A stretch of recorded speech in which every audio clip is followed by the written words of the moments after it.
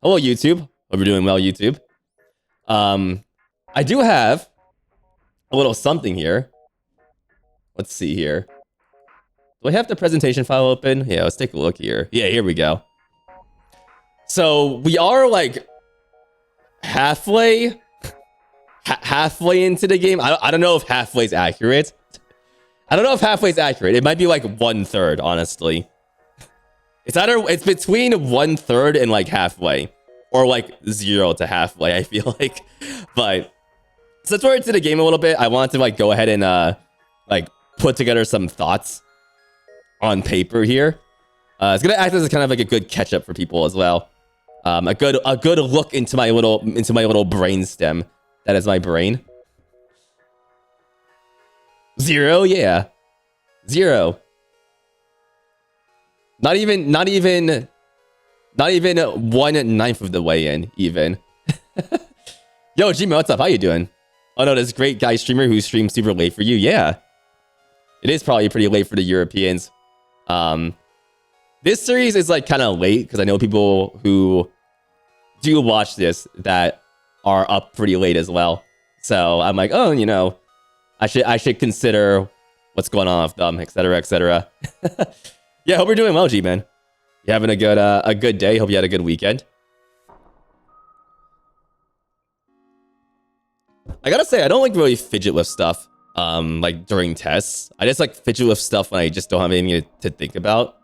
So, don't think I have to bring my fidget cube into the testing center at least. Had is the keyword here. Thanks, though. I gotcha. I had a weekend, that's for sure. I had a weekend. All right. Are you all ready for a presentation? I hope you're all excited for this.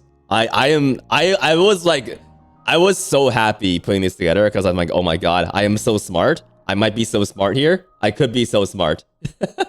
Who knows if I'll be smart? I'll have a copy of this as well for people in the Discord.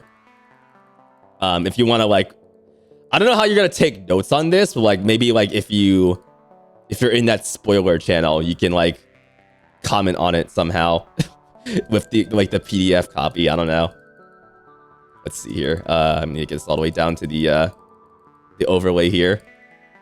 There we go. That should be good. You don't know who needs to hear those, but those fake pee bags they sell at head shops is great for passing drug tests at work. I can't imagine people would need to pass drug tests here. Unless you're getting a new job, obviously. But there you go. I don't endorse this information that chat has provided, but yeah. Every site we just screenshot and just post a wrong or right. You can do that too. However y'all want to do it. Feel free. However y'all want to fucking do it. Professor Luigi, will this be on the exam? Yes. I keep talking about an exam. I swear it's happening at some point. I just have to pass the other exams first before I can give you all exams. All right, so welcome to the Nonary Games presentation. Subtitled "Putting It All Together." This is gonna be like unprofessional as shit. Feel free to say and interesting as much as you want in chat. I want some chat participation here in very vague, non-spoilery senses. It's like the crowd noises, the generic crowd noises when you get on game shows. It's like ooh, ah, and like just golf clapping, you know. Let's get some of that in the background. Okay, so yeah, we are a fair bit of a ways in, so I decide to talk about the things we know, theories, including who Zero is, maybe, and some other random shit at the very end there as well. So let's get into it, everyone. Let's get into it. Hello, Pancake, good to see ya. Welcome to the presentation. Sit your ass down. It's time to talk. All right, so let's first, before we go into the theories, let's talk about the stuff that we do know, that we figured out throughout the entire game. And if anyone like clips this out of context, I've finished up the sub ending and the axe ending, and I'm currently going through door 6 after going through I think 5 and 8 beforehand, because I think that matters. So there you go. That's the information that I have right there. At least from the routes. Yeah, we gotta get the red string and thumbtacks. Yeah, exactly. Yeah. All right. So the first thing we know. Let's talk about like the very upper part of all this here. Cradle Pharmaceuticals. They are a company, and they ran something 9 years ago to test / verify something called the Gansfeld experiment. It's not Gansfield, it's Gansfeld, actually. I found that typo, that vocal typo that I did, just subconsciously while I was writing this. So it's Gansfeld right there. The Gansfeld experiment was an experiment that was done to try and test the... It basically is trying to prove that telepathy exists. There's a lot more nuance there, but like the important part is like, hey, there's two people. There's one person who's like normal and one person who has like some part of their senses impaired. And like they're trying to test if like those two people can like telepathically communicate. I think there might be some more details there that I'm leaving out, but that's the basic gist of the Gansfeld experiment right there. This experiment from 9 years ago was on the same ship as we're on right now. And by we, I mean the people in the Nonary game here, in this game, 999. We'd also know that during this experiment 9 years ago, 16 kids were kidnapped. I actually forgot that until I looked at my notes. But it's 16, which is a lot more than 9. The 9 people we have right now. It's actually 8 times 2, which is going to be interesting. That's going to be interesting later on when I point out some things here. We know that 3 of the kids that were kidnapped are named Light, Aloy, and Nona. All of these kids went to the same hospital at some point, which I'm assuming was like Cradle Pharmaceutical funded. And during the course of this game, I'll call it 9 years ago, Seven, a detective at the time, found out this was happening. He tailed the people who were kidnapping these kids to like the ship that was taking them to like, I guess this like fake Titanic.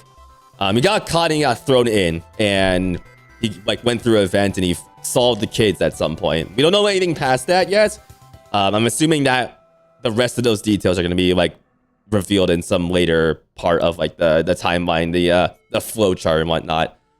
So that's what Cradle did 9 years ago. Also, like, girls somehow died during it. That was just kind of like mentioned off pocket, I believe, by Seven. So another thing to note right there.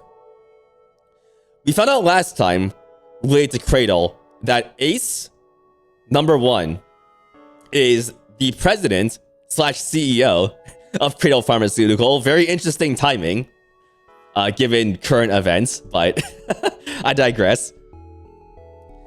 Going back to the names, Light, Aloy, and Nona, we also found out at some point in the past that Lotus's twin children, I need to add a note there, were also kidnapped in the Gansfeld games, Feld games. I'm going to call them the Gansfeld games to refer back to like the event from 9 years ago. So, one of them was called Nona. The other one wasn't like mentioned, but I think like in behind the scenes, like they get a name. But yeah, Lotus's twin children were a part of this game 9 years ago. So, interesting stuff, right? We're getting some connections with the current cast back to this Gansfeld game from 9 years ago. And there's more connections to be had too. Let's keep going here. Also, connecting back to like the girl dying. We found out also last stream that Santa's sister also died somehow. It's very vague. Also, their parents are also dead. Which I don't think the parent stuff is like too relevant, just given time frames and whatnot. But we'll make some interpretations off that later on. All right, other things. We also know that Cradle has made this anesthetic. They're very well known apparently for this anesthetic they call Soparil, which is being used pretty extensively throughout the world, at least nationally, to like suppress crowds and stuff like that. The sad old man, yeah. Yeah, I had to include the sad old man. Yes, absolutely. The game back then is the first Nonary game? Okay, interesting. Lotus is apparently a hacker of some sort as well. found this out some time ago. She basically just like hacker womaned her way through like a puzzle. So that's interesting as well. Lots of stuff about Snake. Let's talk about Snake here, our boy in the bottom left here that everyone loves. So first of all, we know that Snake is most likely light because when we were with him in one of these current routes that we did, he was reacting very weirdly when Junpei mentioned the word light when we were investigating lights. And now we know why the game always lets us investigate lights, huh? So, again, Light was one of the kids, one of the name of the kids that were kidnapped back 9 years ago. So, there's that right there. Snake also didn't used to be blind. He got into an accident that made him blind, it seems like, and also, like, I think, forced his arm to get amputated. So he has a prosthetic left arm. During another route, we thought he died after being forced through door 3 into the shower room. But this was disproven because when we examined the body behind door 3 very specifically had like a broken piece of the left bone, the left arm's bone. But that's impossible because he has a prosthetic. So he's probably still alive, which is awesome. We're going to see more of our boy here. He didn't get killed off for nothing. Yeah, that was mentioned earlier, Pineapple. That was mentioned earlier. That Santa has a sister who died for unknown reasons. Going back to Ace, the sad, wet old man here. He definitely at this point, definitely has prosopagnosia, which is essentially the inability to differentiate faces. So that's very interesting. He was like sweating bullets because like he was like, oh man, I can't see these faces on these cards, man. Man, it is so embarrassing. Lotus worked in cybersecurity and then left for unknown reasons. Okay, that's gonna come into play later on, actually, Anna. All right, last slide of things we know. Akane seems to be getting sick at random times. We don't know why. I have some theories about that as well. So there's that. Also, the Funya Rimpa's real, and I will not hear otherwise. Don't at me. This is real. This fella right here is real. Do you see the fella? Do you all see the fella? I see the fella. All right. So, if there's no other corrections there, let's get into some theory. I've kind of structured this as like question and answer for myself. I like ask myself like a category question, and I'm like, okay, like X, what is this? What is happening here? And I give my theories and like bullet points here. So yeah. Well, we'll talk about that, G-Man. Everything I've kind of mentioned earlier will have an associated theory. So let's get to it. All right, so first of all, dumb question just to break the ice. Did Ace know about the Gansfield games from 9 years ago? Obviously, because he was like the fucking president. So like something that secretive, it seems like, would have to come from the top.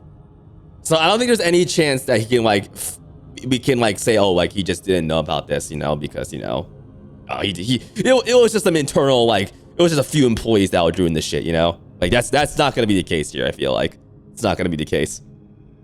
What's up, Crimson? Welcome to my theory presentation.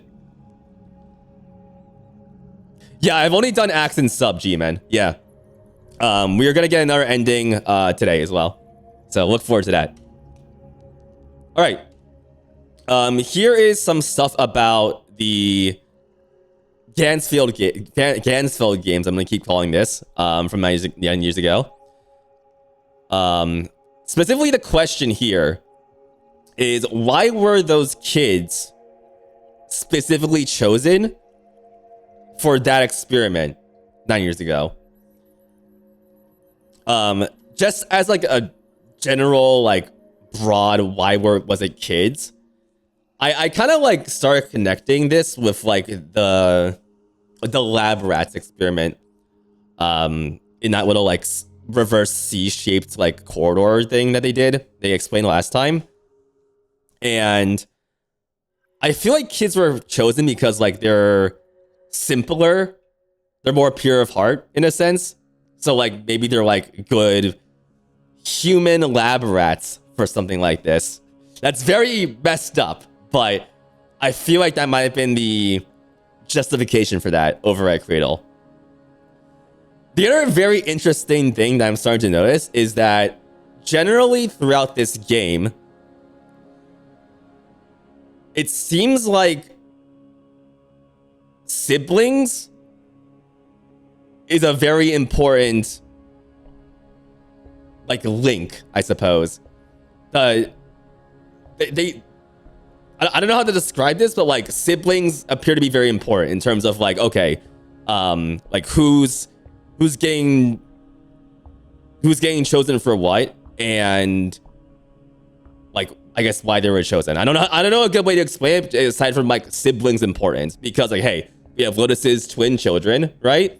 And like we now have Santa's sister who was mentioned, who died, which I'm connecting right now back to like the girl dying in the Gansfeld games 9 years ago. So it's like, did they choose siblings for some reason for what they did back then?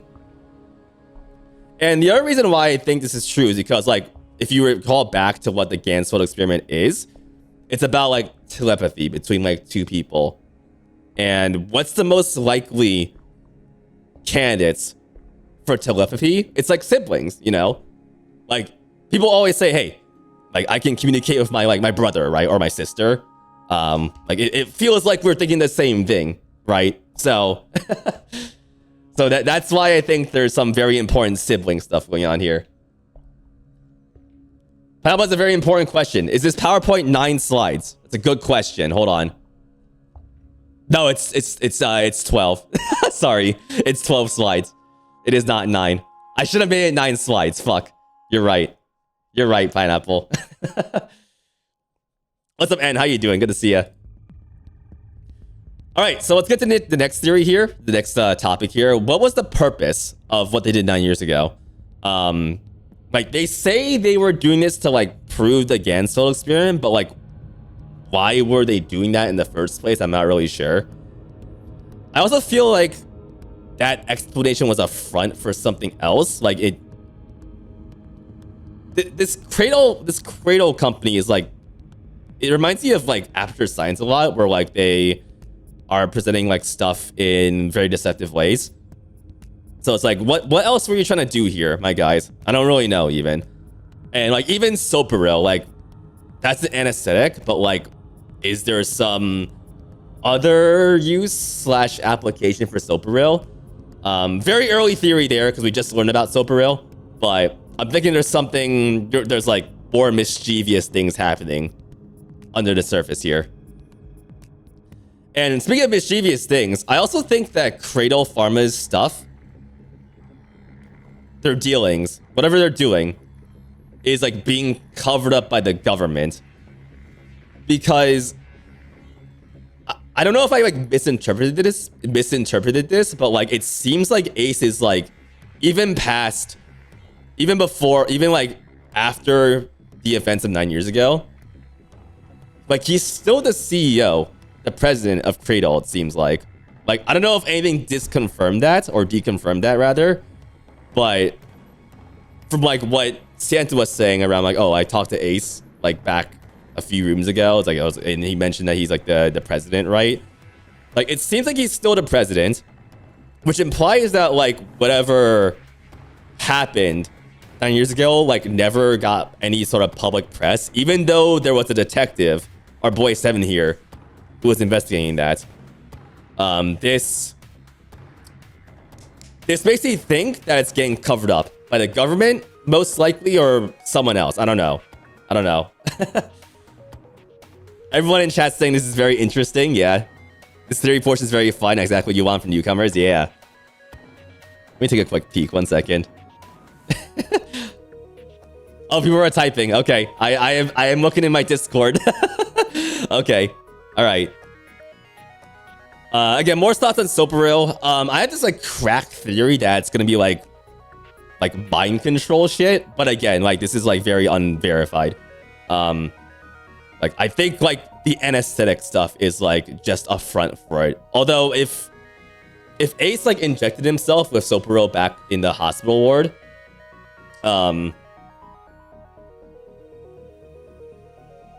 like that might deconfirm it. Like it might just be like an anesthetic. So I'll think more about the Sopero thing. I feel like it's gonna be a lot more important than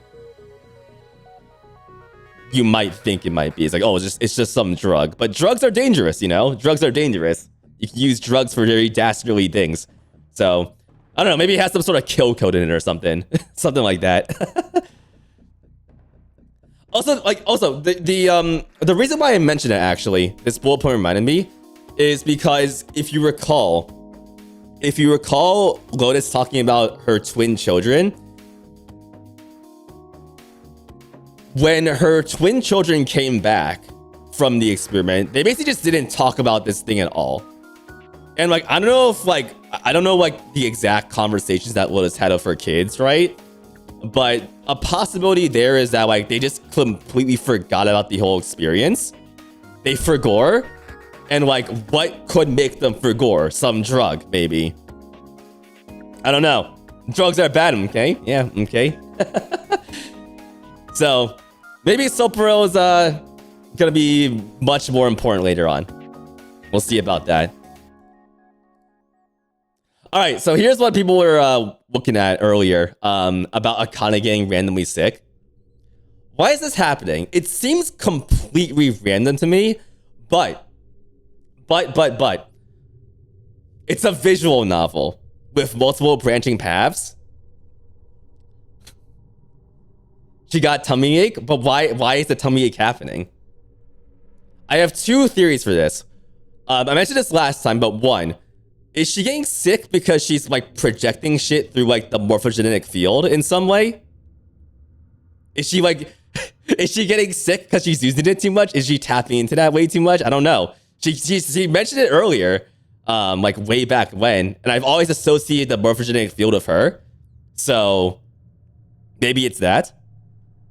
Too much morphogenetic field. Captain, give me 500 morphogenetic field.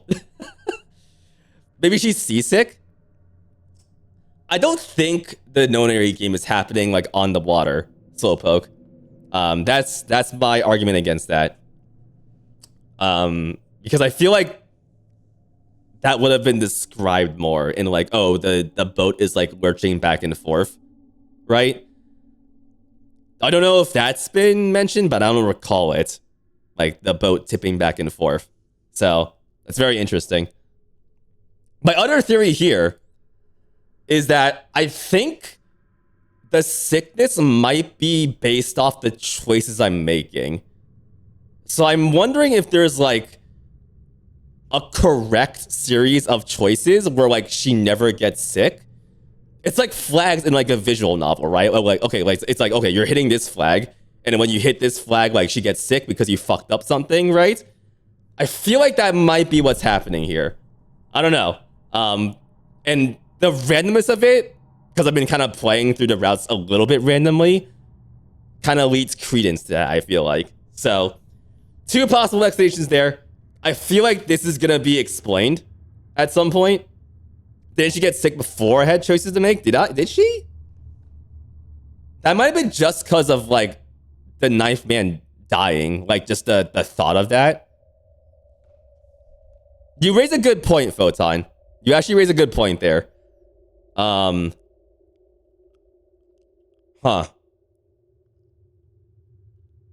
So maybe if that's the case, if we're talking about like, okay, the timeline stuff, maybe we can dip into like timelines that are incorrect, quote unquote, and then like change it to like be the correct timeline somehow. That's even more insane than what I wrote here, but maybe that's a possibility too. Oh my fucking god. Okay. We know that just overall, I think this is associated with the way I'm playing the game. So, I don't think it's going to change the way I play it. It's just going to be interesting to talk about and think about here. She's getting overwhelmed with the sickness. She needs her sunglasses and skateboard to vent it out. Getting down with the sickness. Photon thinks it personally might be a trauma response of sorts. We don't know much about our past aside from being childhood friends of Junpei. Yeah. Like, I can see her getting sick in the boiler room because, like, it's a little bit of an oppressive, like, scene. Like, an oppressive environment. We'll have to see. We'll have to see Photon. Photon is experiencing this game at the same time as I am. Photon has not played this one. So, just FYI for you. All right. So here comes the part where I just rapid fire theories on every single character in the Nonary game. If that wasn't enough, you know, if that wasn't enough. All right. So let's start from number 1 and go down to number 9. I've got some stuff about number 9 too. I didn't forget about his fucking ass. All right. So, all right. So I feel like this game, it's very interesting that this game is very similar to like what happened early, like 9 years ago. And it's also very interesting that the president, CEO of Cradle, is now a player in this. If we're assuming that like he was kind of like the overseer of it 9 years ago, I feel like someone has set this up as like a revenge scheme in some way for like trapping them like 9 years ago. Because like if you think about 9 years, it's not 10 years, mind you, but it's still 9 years. 9 years is a long time. You can think of some fucked up shit and set up some insane like Mr. Beast-esque stuff in 9 years. So I feel like there might be some like retribution going on here in some ways. Like, I don't know if like Zero is like, we'll get to Zero, but I don't know if like Zero is like, you know, enacting the revenge in some way, but amongst the players, there's like some retribution angle here, I feel like. Yeah. Blue Tongue says, do we know that for sure he was president 9 years ago? Yeah, that's an assumption, I guess. My counter argument there is that he's a sad, wet old man. And CEOs tend to stick around successful companies for a long time. So I'm going to assume he was. Just with all of this. I'm going to assume he was the CEO as well.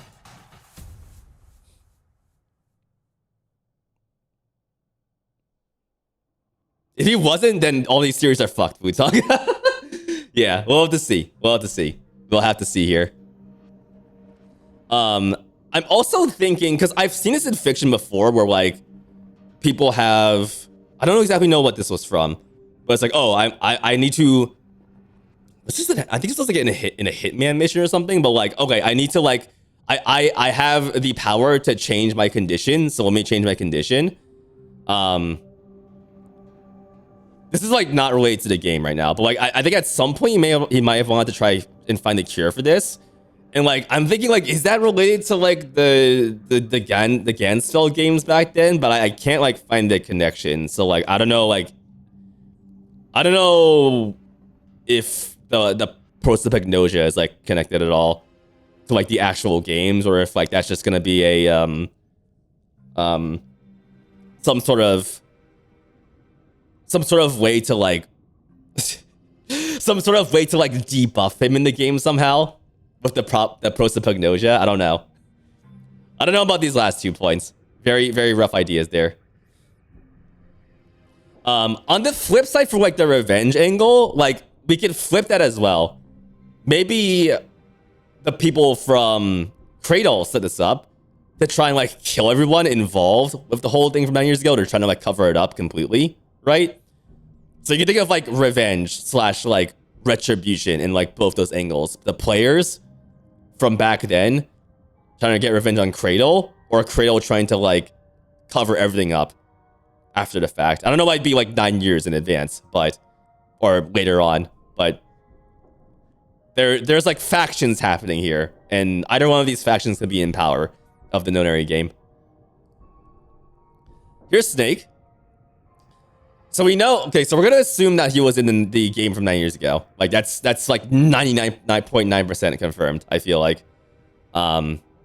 this leads to like this adds on to my revenge angle, because it's like, oh, like did Snake somehow like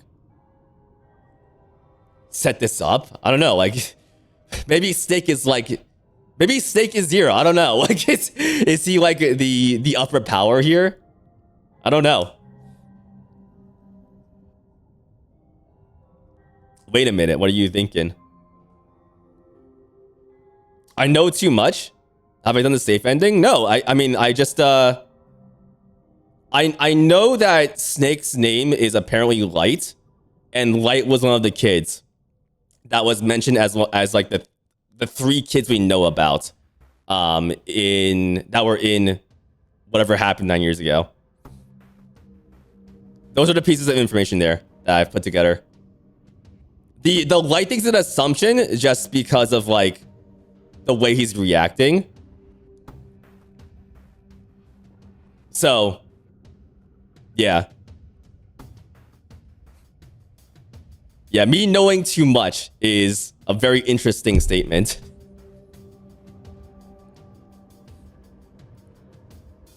Let me get back on track here. I lost my train of thought. Hold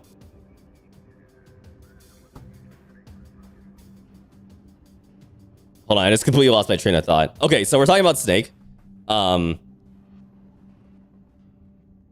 don't know why I wrote here. Like, what is this? Oh yeah, okay, because he's like MIA right now. I don't know where the fuck he is right now. And this is unrelated. Like, I don't know if like I'm thinking like I should have mentioned Zero because I talk about this later on. But like I feel like Zero might be like a group. Like if we're saying like the people from 9 years ago wanted to take revenge on like Cradle, it's like maybe Zero is like a group and there's like some figurehead. I don't know. Again, factions are forming here.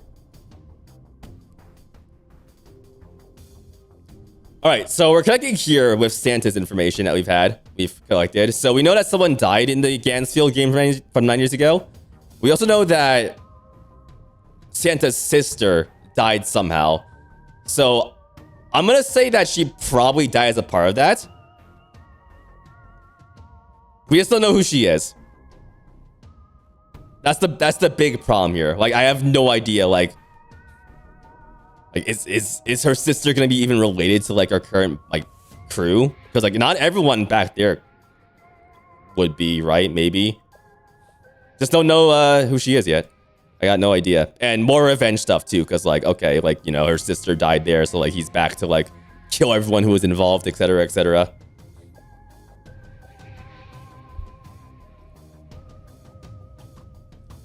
Here's the next 3 people. We got Clover.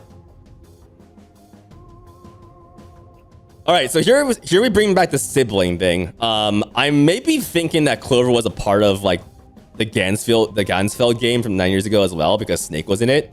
If we're saying that Snake's in it, then I think Clover was in it as well. Which is also interesting because I don't like she's not like remembering anything about this about like 9 years ago as well. So maybe mind wipe stuff happening, like I said earlier, of like the Soparil stuff. Yeah, like did anyone remember anything? I don't know. It's very interesting. And here's what I mentioned earlier about like Lotus's kids not wanting to talk about it after the fact, like they forgot? Question mark. So why did everyone like forget? Is it like some sort of trauma response? I don't know. It could be as simple as that. Like they just don't want to remember it. Here we have Junpei. I don't have much for Junpei, except from the fact that like him and Akane, like I'm trying to figure out why Junpei like is here in the first place, and I think it's like because of Akane in some way. I just don't know how, aside from just her being seemingly very important here. That's all I got for Junpei, unfortunately. I'm also wondering, like, this is super like crackpot theory, but I feel like she might have been involved in like the 9 years ago stuff as well. Amnesia has certainly been a motif. Yeah, like everyone forgetting shit. Like even like Even like 7 forgetting like what was even going on until he started remembering stuff during the course of the game. Yeah. I don't know like what's causing the amnesia for everyone. Yeah. Yeah, so I'm wondering if like Akane was involved. I'm not gonna say in, actually, I'm gonna say involved in some way. And that is partially just because like, hey, the ages of everyone, like all of the younger people like seem to have some like distinct involvement in the past from 9 years ago. So I feel like Akane may have been involved as well. I also don't know, again, I keep mentioning this, but like there's like a huge time gap between like the Rabbit Hutch story and like right now. Like what happened between then? I have no idea what happened. They need to explain more about that. Like what happened even. Give us some more of that fucking backstory. Come on. All right. So we have 7 now. We know he's a detective. We don't know why he was dragged back into the notary game. I don't know why he's back. Like, why did whoever is running this bring him back into the equation? I actually just don't know. I have no idea. So that's why I have to wonder about 7. He's got a lot more to explain, as well, with like how he, infiltrated this whole the first like 9 years ago experiment and whatnot. So, well, we'll get to that, I think, eventually in the game here. Same thing with Lotus. Like, I don't know why she's in here. I'm also wondering, like, what her affiliation was with her, like, hacker / cybersecurity job. Like, was she working for Cradle? Was she working for the government, or like working for some like rival company with Cradle? Because like, if you think about like corporations, right? They all want to steal each other's secrets, right? So like maybe Lotus was like trying to hack into Cradle and like steal their IPs or whatnot, like their medicine and whatnot, their formulas. So I don't know. It's interesting stuff to think about.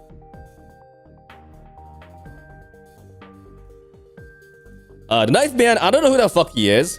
I just think at this point that he's like related to someone at Cradle, because like he's kind of like an outcast compared to like the kids that we know.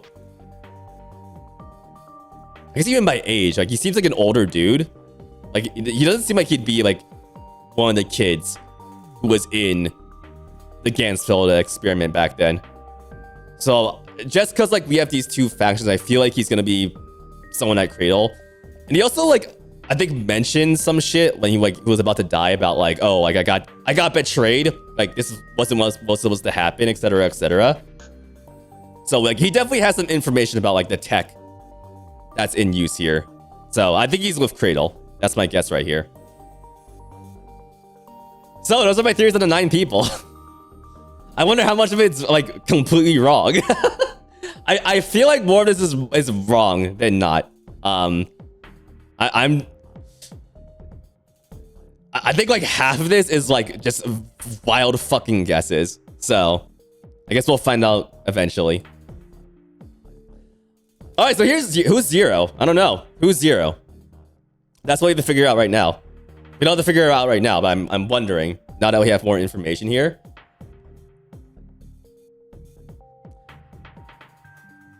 I think... Okay, I have to correct this. I have to correct this because this is not accurate anymore. It's either one of these two. Ignore the percentages here. It's either gonna be someone who was like, again, one of the kids who was in the Gansfeld game, or like someone from Cradle trying to kill everyone else off. Even like the other people at Cradle for some reason, like some upper organization or something like that. Either revenge or cover up or whatnot. That's who I think Zero is. It's one of those two people, which is like very broad, but we're like starting to narrow shit down, you know, a little bit with like their motivations at least. Also, yes, Squid Games. This is like, yo, fucking the Squid Games ripped off the Notary game so hard, I gotta say. It's like the same shit, except like instead of like escape rooms, it's like children's games. Fucking SMH, honestly. SMH. SM fucking H. This soundtrack is from FTL, Cyril. That's probably why you recognize it. All right, and final slide. How's this gonna end? Like, I'm talking about like the entire game here, like not just like the, you know, the nonary game. I don't fucking know. I honestly have no fucking idea. Again, the two factions here. Like, I feel like people from either one of those factions are just gonna like, I'm gonna say it's like in like the true ending. I don't know. Like, I feel like there's gonna be like some like faction warfare here. Like either the people who are in the Gansfeld game from 9 years ago are gonna like get their revenge, and like, you know, all the Cradle people are gonna die, or like the reverse is gonna happen. I do know that morphogenic fields are definitely important, and that's partially because it's been mentioned so much outside of this game. It's a very important thing, it seems like. So that could be influencing some of my theories a little bit, just a little bit. I also have this theory that like Junpei is just always gonna fucking die no matter what. I know he's died in both of the endings so far I've gotten, but like this could be a thing where it's like, okay, like your fate is to die and nothing can change that.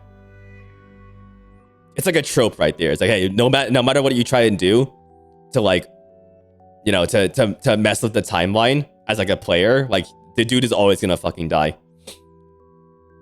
So there you go. That's it. That's fair. It's a lot of people have died as well, Bootsong, but like it's Junpei being the protagonist makes it a little bit special there. That's how it like connects to like the trope I'm thinking about with that. What do y'all think? What do y'all think? Am I completely fucking insane? I might be. I might be insane for making this even. that might be why I'm insane. That might be why I'm insane. Interesting, very interesting, very interesting. Yeah. There's some tasty meat on those thought bones. I'm glad. I wish to be very meaty, Bitterest Brew. I wish to be very meaty in my time on this earth. Half insane, but not fully insane. If I was fully insane, I'd be like streaming this game like nonstop. That's how you know I'm fully insane.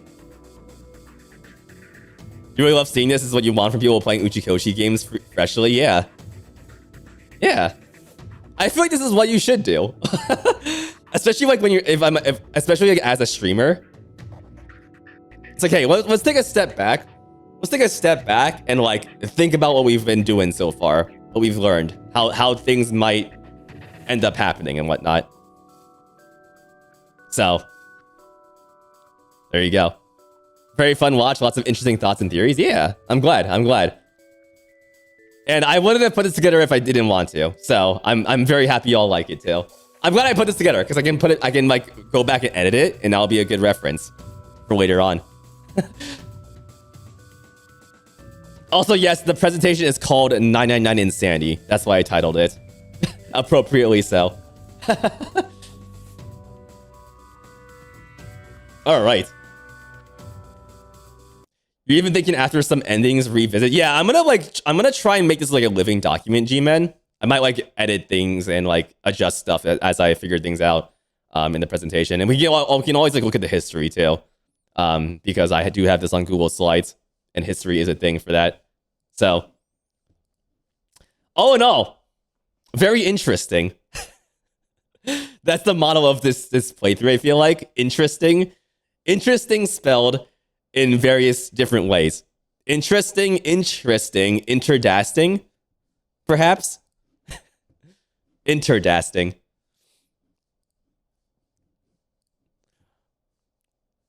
I'm trying to Pepe Sylvia this shit, Leon. I feel like I have to like when I do the end of like playthrough like review of everything. You guys see that thing in the top right? What the fuck is that? You see like those like random lines? What happened there? That's really weird. But going back to what you were saying, sorry, Leon. I'm gonna be doing like a full stream like reviewing my theories and like everyone's like chat messages in like the theory thread. And I think like for YouTube, the thumbnail for that, even for like the stream, I think like the title card for that is gonna be like just me doing the Pepe Sylvia shit. When I was like on my my walk today, I was like, okay, I have to do that now. I gotta do that shit. Those are the fields up there, the morphogenetic fields. Oh, they are so real. This game is gonna seriously get me like believing in like morphogenetic stuff. I'm like halfway there already. It's crazy. Okay, before we start, I'm gonna take a quick break. Just to maybe clear my throat a little bit. But I'll be right back. I'll be like literally just like a minute and a half. But I'll run a quick ad as well in the meantime. I need to take more like breaks during stream, so this is my attempt to. Let me get some more music up actually during the break. 1 second. Let's see here. What's a good song? Chiptunes? Sure. Random chiptunes. All right. Oh, thanks for the applause music, I guess. All right, quick break. Have a pigeon. Not a pigeon. This is a little sparrow. Same class of birds, honestly, just little fellas, except like they're really little fellas. Take a breather, y'all, from that presentation. I'll see you all in a second.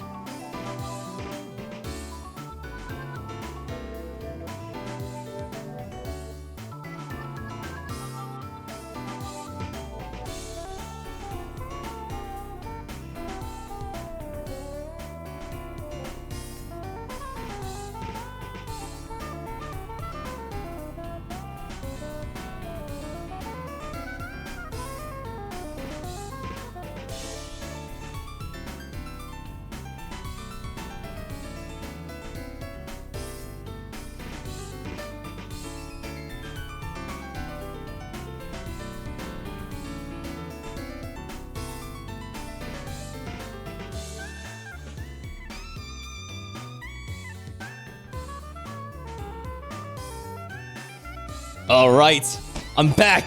Oh shit, let's fucking go. How we all doing today? How we all doing? Welcome back, y'all. Welcome back. All right, let's get down to business, y'all. Well, I was gone. I forgot. Like, I actually completely forgot I got this. I got like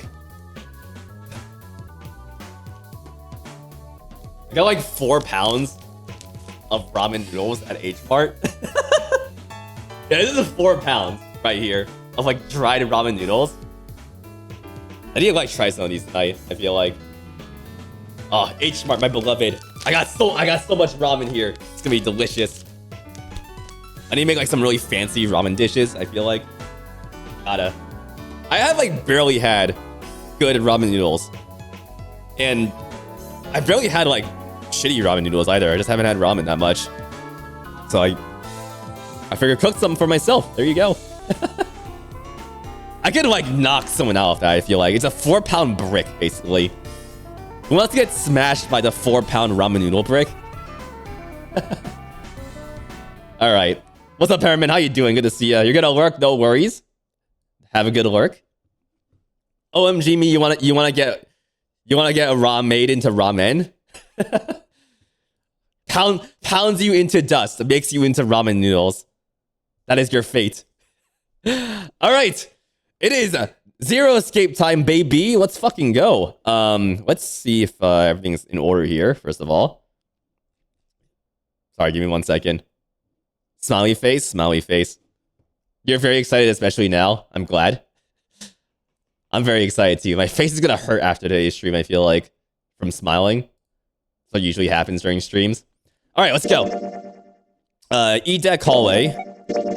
Yeah, we just got out of the that escape room where I got fucking stuck on that stupid ass puzzle. Fuck that room. Just got back from dinner. What's this about turning chatters into ramen? You will be turned into the 4-pound brick of ramen I have right here. It's not a brick, it's just like noodles, but like, yeah. I was just showing this off because I was like insane. And I was telling Slowbug I'm gonna grind them into ramen dust and turn them into ramen noodles. If you want to sign up for that too, just let me know. All right, email me at this web zone, and we can set it up. The ramen noodle morphology experiment. All right, here we go. The hallway that left the cargo room headed straight towards the stern. A long hallway, huh? Let's check it out. Oh, let me get my volume mixer up too. Hold on. Damn, I have the email me at this web zone. Yeah, real. Is this a web.zone taken? Let me see here. It has to be, right? It's not loading anything. Let's see here. Here, you can enjoy these foot noises while I look this up. This web.zone. Ah, it's not available. Someone's squatting on the domain. It's just one of those like blank, like gray colored pages that's like, oh, this domain has recently been registered with Namecheap. If you're gonna buy a domain, do something with it, man. Come on. Don't just squat on it. I bought the hotdicksporn.zone for a reason. It was a very good reason. Junpei and the other three proceeded down the hallway silently. Some distance along it, a large room opened up on the left-hand side. It looked familiar. Ah, yeah. An iron gate covered each of the elevators. Junpei and his companions drew to a stop and began to discuss what their next move should be. We've seen this elevator before. We got off the one on the left just a little while ago. Then we went through the number 6 door, and that took us to the engine room. Okay. Yes, and after that we passed through the cargo room. Say hello to your squad. We got the Sad Weddle Man and the much more respected young gentleman here on the right side. And now we're back here. Santa Claus, even. That story was so fucking sad last time. Like, I was like thinking about that like a lot after the stream. It's like, oh man, that's so fucking sad. The sad old man and the sad young man. Yeah. Yeah. Both deranged, even, because they are men in the Uchukishi universe. In other words, we made a loop. We're back where we started. First time I watched Twitch on mobile bedtime. Let's go. Junpei approached the elevator. We needed a card to get to this point. I don't see a card reader here. Perhaps we aren't able to activate it from this location. Why don't you just try pushing the button? Yeah. Gently, he pushed the triangular button on the wall. A moment passed. Oh, it's the same symbol we kind of made in the boiler room. That little like sun symbol. It works.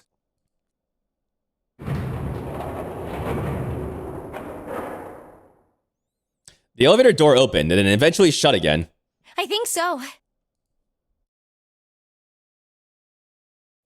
Pushing the button had apparently restored power to the elevator. Good. Now we can go back if we need to. Cool. What do we do? Should we return to C deck? No, this hallway keeps going. Even if we do end up going back, I think we should see what's down there first. What path are we on now? Okay, let me show you. All right, so the game is highlighted that we are on 5 to 8 to 6. And we don't know much past that yet. There's a split here, but I feel like the other path is going to split based off like stuff that you've done or haven't done. So we'll see. I agree. Let's go. The decision made, Junpei and his companions left the elevators behind and continued down the hallway. Sometime later, Looks like it ends here. Santa, who had been walking several paces in front of the rest, suddenly stopped. Only Ooh. one door. It's a fancy door. I don't know why, but this door looks bathroom coded. It feels like one of those like fancy like hotel bathroom doors. I don't know. They searched around just in case. There isn't anything else. It's the only way to go. It was the door or nothing. All right, let's open it. All right, it's door number something time. There's no number on this door. It's just a door. Junpei took a deep breath, readied himself, and then grabbed the doorknob and pulled the door open. Whoa, animation for that door. It's a very special door. He paused for a moment and then stepped through into the room. And there he saw the number that had hung over their heads since they'd woken up. Yo! Holy shit. We found it! The door! Oh my god. This is huge. Okay, so the number 9 door is behind here, huh? Oh yeah, it's the chapel too. Yeah, I can see the pews.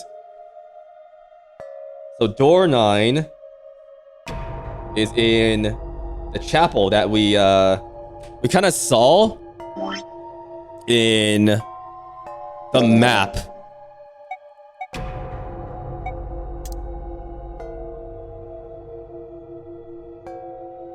Of E deck here. I'm very surprised that like this was shown early. Like if you missed it, I like looked at this map immediately after I found it, and like this was like selectable for some reason. It's like, oh, there's a chapel here. Okay. Also another casket. Mind you, we saw one earlier. Another casket around like the big old DJ set around the casket here. I know it's candles, but like from this angle, it looks like they're gonna do like they're gonna play some sick beats. It's like the control pad. They're gonna control like the beats that play and like the melodies and whatnot. The 9 door. Like the numbers on every other door. This one too was a rough shape made of red paint. Its throw was set into the back wall of the room. Junpei is literally pogging. Let's go. Literally pogging. Junpei leapt towards it with a sudden burst of hopeful energy. June Pog. That would look terrible. Like drawn. That'd be the most vile emote. Junpei's face just stretched into a Pog. I'm gonna get a Connie emote. A Junpei Pog wouldn't be a bad idea. That'd be really fucking dumb, but I love it. It was a large double door, heavy and full of solemn importance. He would say Pog out loud in the situation if it was a thing back then. Oh yeah, Pog! Let's go! Yeah, especially because he was like a crypto dude, you know? More accurately, it'd be like if Twitch was in this universe, Gmax, because like this is in like 2027, I believe. So, I mean, if an equivalent for Twitch exists there, like he would absolutely watch it. Actually, no. Since he's the crypto, he'd watch like the equivalent of like Kick, the platform that's like fully funded by like crypto, basically. Oh, you mean when the game came out? Yeah, I gotcha. Yeah, like they would write him saying Pog. Yeah. Do the kids still say Pog? They just say that things are very Riz, I feel like, Slowpoke. I haven't interacted with a kid who like is like super into like Twitch. or like gaming recently, but yeah. You grabbed the door handle and shook. Of course it wouldn't be that easy. Yeah, kids these days are butchering, you know, AAVA, the African American vernacular. Yeah, it is pretty whack. I don't tend to enjoy that. Junpei looks at crypto and gambling sites. I saw this insane and gambling site where like, okay, it's crypto, right? But you can also gamble if you're crypto. And like the games there are like, oh, flip a coin or like roll a dice. And I'm like, man, are we really like relegating gambling to this now? Like, it's even worse than fucking casinos now, I feel like. Jesus Christ. Let's play rock, paper, scissors for your crypto. The red sign on the wall next to the door. Displayed on it. Vacant. Huh. We finally found it. Junpei felt himself overwhelmed by a torrent of emotion. At last, they found the exit, but cold gripped his heart. He knew all too well why. As he stood frozen, unsure of what to think or feel. Jumpy! Huh? Look! Behind you! Uh-oh. He spun around. And couldn't believe what he saw. Oh shit, here we go. What? A 9-door. There's another one. What? There's another one.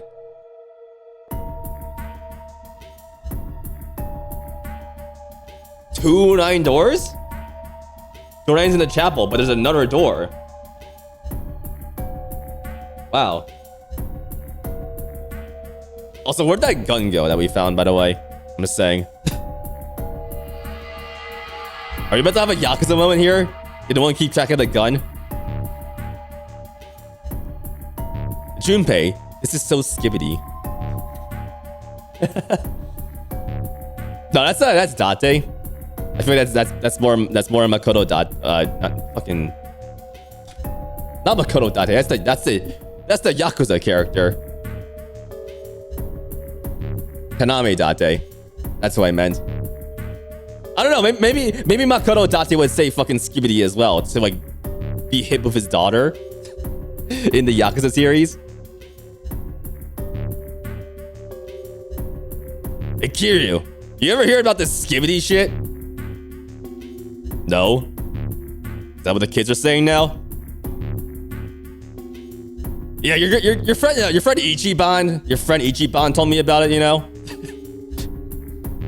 Why? Junpei's voice was barely audible, even to himself. The very rare Yakuza and AI and 999 and AI Somnium crossover right here on the Woogie channel. Junpei's voice was barely audible, even to himself. He stumbled towards the second door as if somehow compelled.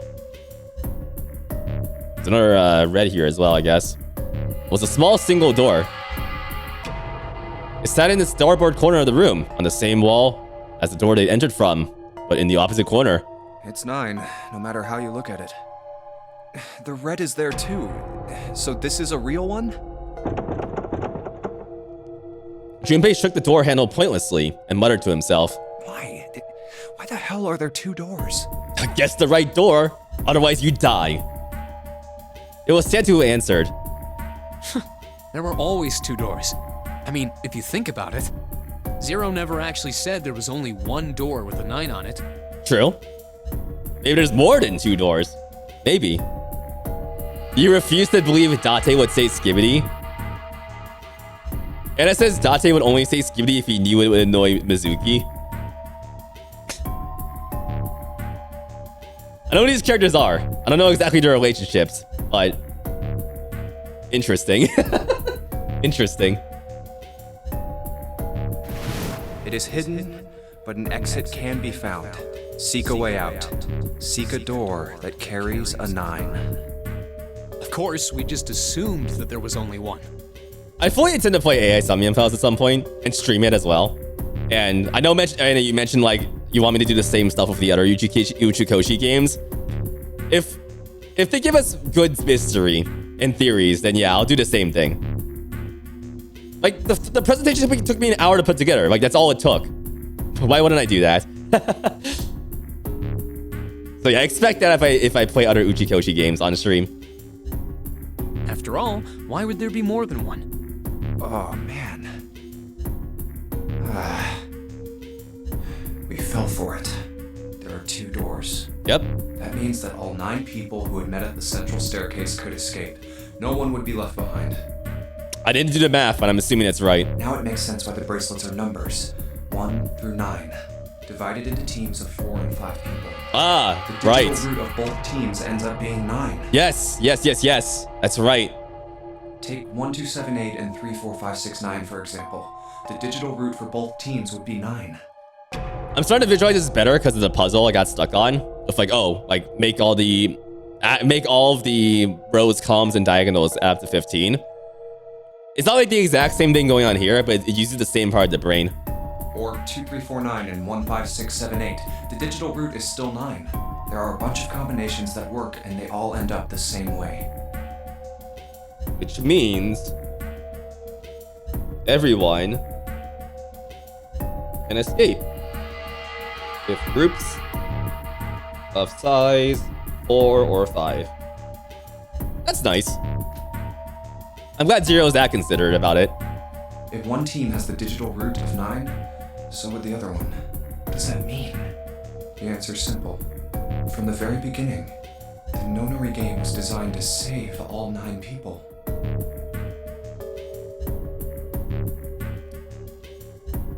If they deserve it, perhaps. Also, yeah, too bad the 9th man fucking ruined it, yeah. That's the problem. I was about to bring that shit up, too.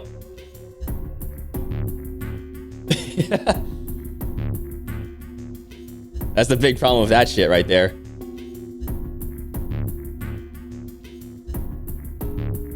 That's how it was meant to be. Zero didn't lie. He never said there'd be only one 9 door. But anyone who'd found themselves in the game would have assumed that was the case. Fights would have broken out. You're going to hog wild with AI to Somnium files? Oh man. You know, I was actually gonna play AI to Somnium files first. In terms of like my Uchikoshi adventures. But I was like, I should probably play like this one at first, like one of the first Uchikoshi games. Just to get a taste. At the time I was like, let me get a taste of the Uchikoshi first with 999. Not realizing that I would be like shrunk down and like dip straight into like the nacho cheese dip that is like this game. Also, yeah, 9 is like adding 0. So I was like doing some like noodling. I think the rest of it still works. Yeah. One team would likely betray or deceive the other. Someone might be hurt. Someone might get killed. But eventually, they'd reach this very same room and realize how pointless all their infighting was. How tragic. There were 2 doors. There was no need to kill each other. You gotta expand your mind. They understand and be appalled, overwhelmed with guilt at what they've done. This game was designed for that purpose. This Nonori game. We were all arguing and fighting over doors at the beginning. But if there had been one slip-up, one tiny mistake that led to more, everything could have been so much worse now. The thought of it sent a chill down his spine. So, what are we going to do, Junpei? I'm just like thinking about the other endings, and I'm like, yeah, ooh. Speaking of people dying, oh man. A voice broke through Junpei's frantic thoughts. Santa's voice. Huh? Oh, right. Hey, keep it together, man. Sorry. Jeez. So what do we do? What do you... We need to think about our next step. Our numbers are 1, 3, 5, and 6. That's a digital root of 6. The 4 of us can't open the number 9 door. The 4? Wait, don't tell me. Yep. There's one combination that'll let 3 of us open the 9 door. That's why I'm asking, what now? Yep. What now? Gotta decide. It took him no time at all to determine the answer. There was only one combination of 3 people that would give a digital root of 9. 1 plus 3 plus 5 equals 9. Uh-oh. Uh-oh. That would mean... No, we gotta go back. That wasn't a possibility he was willing to consider. Santa and Ace agreed. Yep. I agree. We cannot leave June behind. Junpei let out a breath he hadn't realized he'd been holding. Oh, that's nice. Are you sure? They're not just like fucking dumping her. That's the good part about this, I guess. I don't mind staying. You don't mind staying? What the fuck? Are you just gonna wait for everyone else? It's a little too generous of you. June's body betrayed her true feelings. Her eyes were wet with the beginnings of tears, and her legs shook. It's okay. There's no way we'd leave you behind. Santa had said what Junpei had known the moment he realized which 3 people could go through the door. Besides, I'd rather drown at the bottom of the ocean than escape with this sausage fest.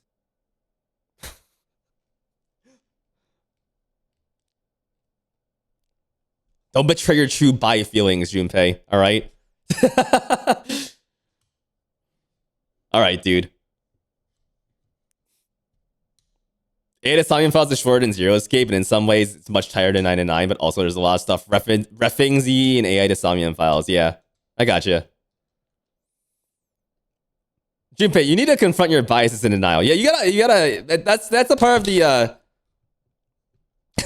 Speaking of, I was like earlier reading the no-nary games as the non-binary games for some reason. I don't know why. What would the non-binary games be? I can't even fucking imagine. Oh my god. Maybe I'll get to go to Atlanta. Game of trans is your gender? Yeah, real. What's up, On Merit? How you doing? Also, Atlanta? Okay. Are you sure you don't mean Atlantis? Atlantis. Atlanta. Maybe I'll get to go to Atlanta. That was so fucking funny. That was so funny. The exact same, but Junpei is non-binary. Excuse me. 1 second. The non-binary games is a game where people of any binary gender are killed. Yeah. You have to prove you're non-binary, otherwise you're dead. Huh? Oh, right. What a silly boy. What a silly Billy. Perhaps it was a sudden reassurance that no one wanted to leave June behind, but Junpei laughed harder than he had in some time. Santa and Ace smiled. You guys. June blinked tears from her eyes and bit her lip. She didn't seem to know what else to say. Very well. Best we head back to C deck then. We should be able to take the elevator we passed earlier. Wow, this fucking fire truck out there. Goddamn. Perhaps Clover, 7, and Lotus will have returned. Bro, stop from War honking. 1. Jesus, that was loud as hell. Best to head back to Z deck. Perhaps Clover, 7, and Lotus will have returned from 1 as well. Okay. Even as Ace spoke, they knew finding the others wouldn't improve the situation. But even with all 7 of us... Ace knew it. They all knew it. Standing around here isn't going to accomplish anything, don't you agree? Let's find the other 3 first, and then search for another solution. I guess you're right. Okay, All right, let's go. let's get out of here. Ace looked at all 3 of them and then turned and headed through the door. Yeah. Okay. Well, this went better than I thought it would, at least. That's the good part. Santa and June followed. Huh. Junpei started towards the door and then stopped. Come to think of it, what is this room? Yo, bro, yo, what was in the casket, though? Like, come on. Like, did you guys, like, not want to, like, check the room? And, like, whatever the fuck's in here? I know we probably should be opening caskets, probably. Like, Dracula's gonna be in there or something, but... I don't know, maybe Dracula has a bracelet that we need. What is this room? It didn't seem terribly important now, but what exactly was it? We were so focused on the doors, we didn't even look around. A red carpet ran between 2 columns of wooden benches that ran the length of the room. Huh. It looks like it's set up for some kind of ceremony. But what kind? Facing the 9 door was the carpet leading to the bow of the ship. And at the end... Oh, what the fuck? Oh, there's definitely something in there, y'all. That casket? Oh my god. That casket has a fucking, like, keypad on it? Oh my god. That's the weirdest safe I've ever seen. I'm not gonna lie.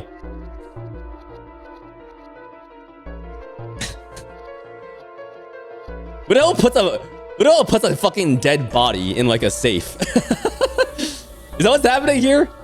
Was it an altar perhaps? There was a small rectangular alcove at the end of the carpet, and inside the alcove was a raised platform. Yeah, Dracula keeps his most valuable possessions in like the casket-shaped safe because he owns no other like containers of any other shape. All of his containers are just fucking casket shaped. His milk, Dracula's milk, comes in like a coffin shape. Was it an altar perhaps? There was a small rectangular alcove at the end of the carpet, and inside the alcove was a raised platform. Resting on the top of the platform was a coffin. A coffin? Yo, if this was Vampire Survivors, I'd be touching that coffin right there. Oh my god. New character. What on earth is a coffin doing in a place like this? But before Junpei had time to answer that question... Hey, Junpei, the hell are you doing? Let's move. Get dashing, dude. Stop yapping and get dashing. Santa's voice echoed in from the hall outside. Right, okay. I'll be right there. God, I wish there could have been a 99 remake on the 3DS where it's the DS game, but with the flowchart and the voice acting and the better graphics. They could just put everything, all the better graphics in there as well. They could. I will say, when I finish this game, I might try and grab some like save states / like saves of the DS version and like look through like differences on stream. I don't know, like I'm gonna need some help with that probably, but I'd like to see like the significant differences, because it seems like there are. So that could be pretty interesting. Comfy bed? Yeah. It's an anti-grave robber measure. What the fuck?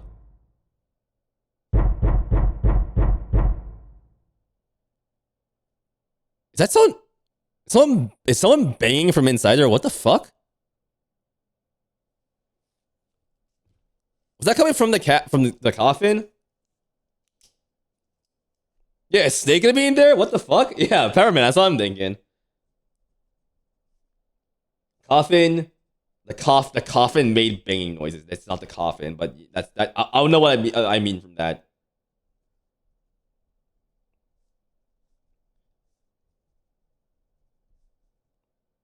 It's locked by a combination.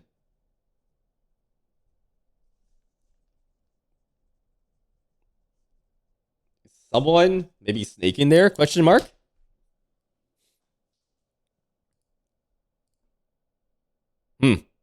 Just coffined alive, I guess. Man.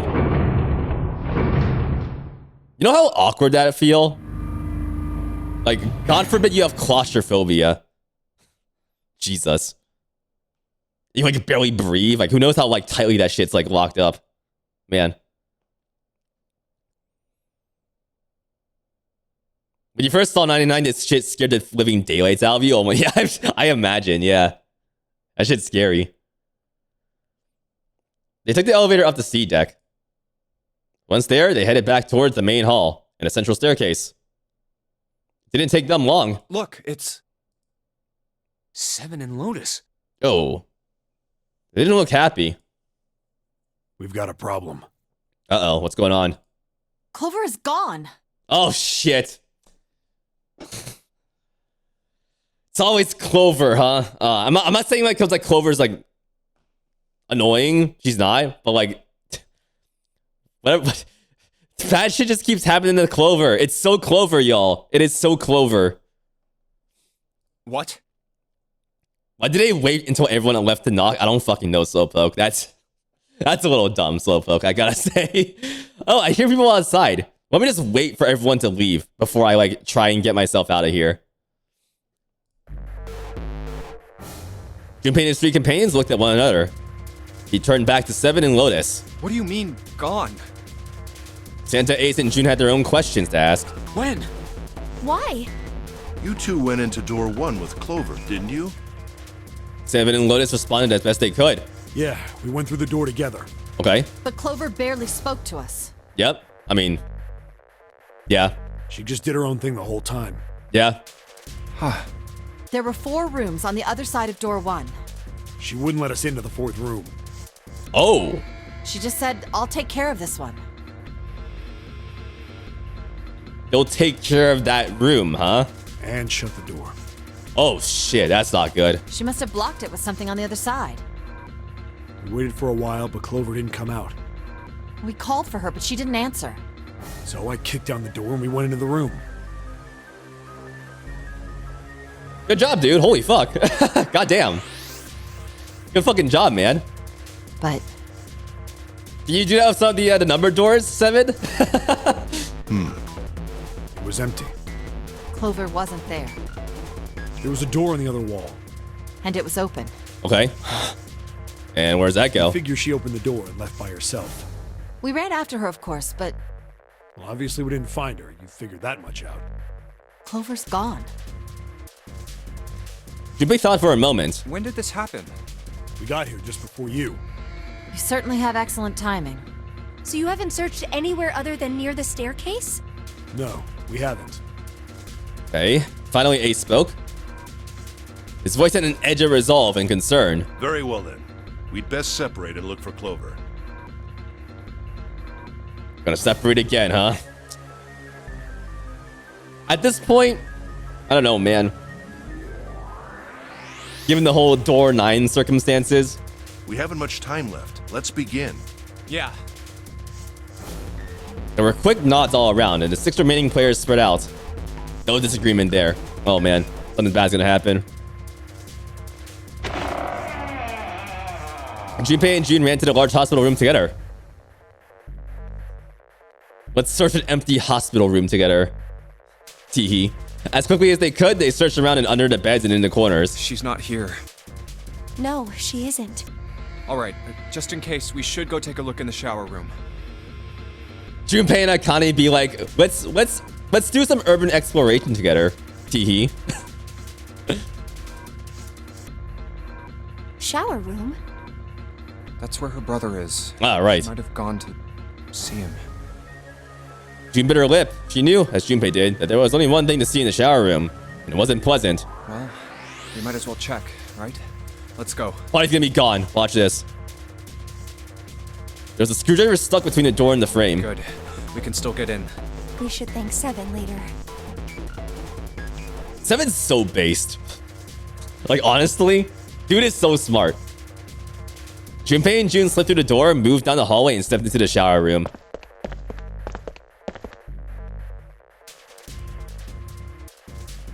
Yep. No luck. Yeah, I don't think she's here. Is there still meat on the floor? June's voice was faint, and she placed her hands over her mouth. Her face looked a little green. The smell is horrible. Oh yeah, I guess it is.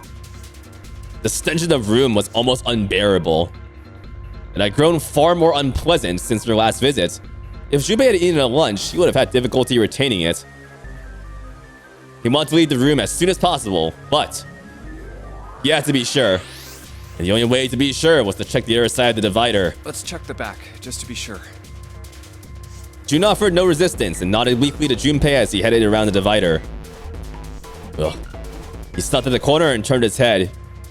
It's spaghetti time, y'all. It is time for that spaghetti. Once again. No, she's not here. As he expected, Clover was nowhere to be seen. Only thing on the other side of the divider was a dead body lying in a reddish-brown puddle of dry and drying blood. Snake, just where did your sister go? Junpei whispered to what once was Snake. You can't trick me, game. He'd asked rhetorically, of course, as there was no way he'd get an answer. He gave a deep sigh. Such a horrible way to go. Nuh-uh, game. You're not getting me this time. The skull Nuh-uh. shattered, the left arm's hideously twisted. The left arm again. If I didn't get it by now, like the recurrence of the left arm would have given me at least a red flag. Wait. Or this. The bright white of the ulna was clearly visible through the remains of skin and muscle. Bright white. Ulna. Bones. Bones. The pieces fell into place. Junpei remembered something Clover had told him in the laboratory. My brother's left arm is, it's not like a normal person's arm. What's up, Luxtat? Did someone get turned into a stain? Someone got turned into a stain. Wasn't Snake, though.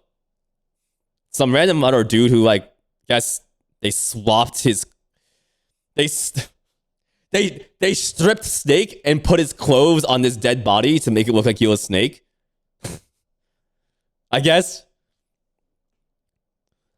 How you doing, Luxtat? Good to see ya. We are barreling through an ending here. I'll take a quick look here. Oh, we're still in the middle here, looks like. Okay, interesting.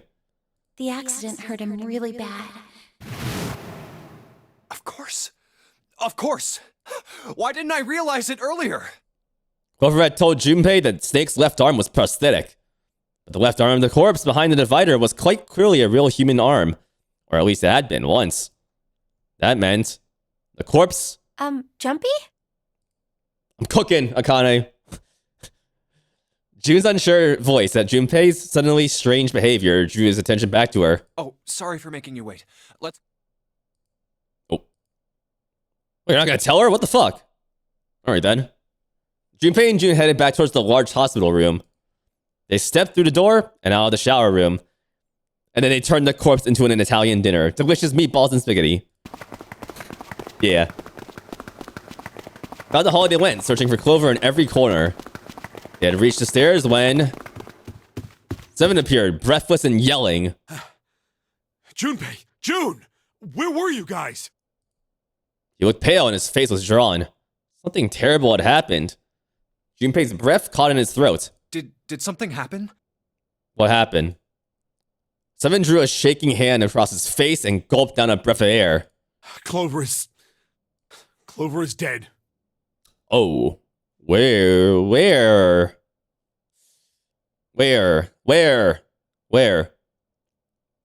Seven, where'd you find the body? I found her in the first-class bathroom. Thanks. Alright, who's the imposter? Let's go. First class bathroom. I don't have a good mental map of the ship. I mean, first class, that's second class. Here we go. So, like, here? In the first class cabin, I guess? Yeah, this is door 5, yeah. Okay, interesting.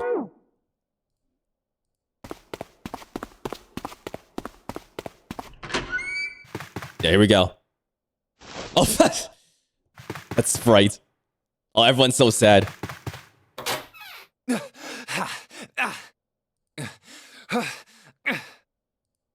All sounds ceased for Junpei. The world was an empty, muffled expanse. Then he began to hear his own breathing. Oh, shit. Yikes. What the hell happened? June's mouth moved, but he heard nothing. She tried once more, and then her energy was gone, and she collapsed against the wall. He could have helped her, but he hadn't. Now she was dead. So he stood there, frozen in place. Clover. So Clover. Why? Why did this happen? Why is she such like a catalyst?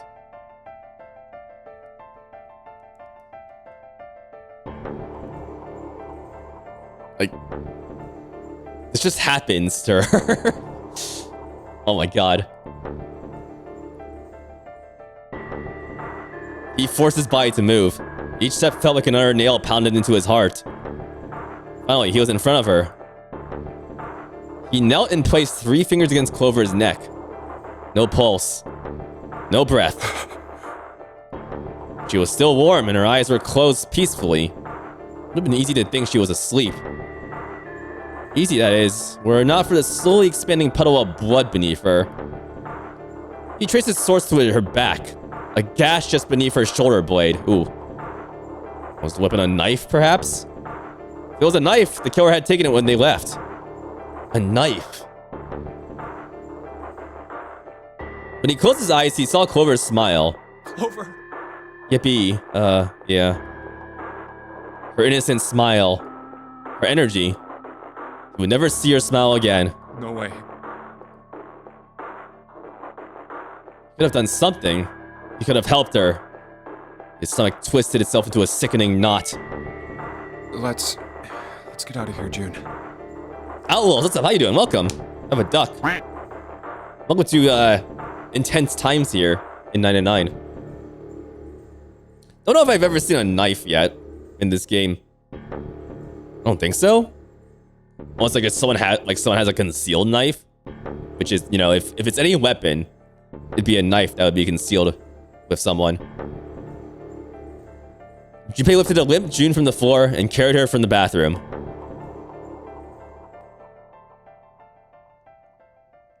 Damn, it really is Clover now. Are you all right? Jesus. Just curious. Oh, he's not even split? What the fuck? Wow. It was a foolish question and he knew it. Yes, I think so. Her voice was weak. The fever had gone down, but the emotional scars she'd received were not likely to recede as quickly. Junpei laid his hand on her shoulder, and they walked back to the bedroom. You should get some rest. Here, the bed. If you think about it, an axe is just a really big knife.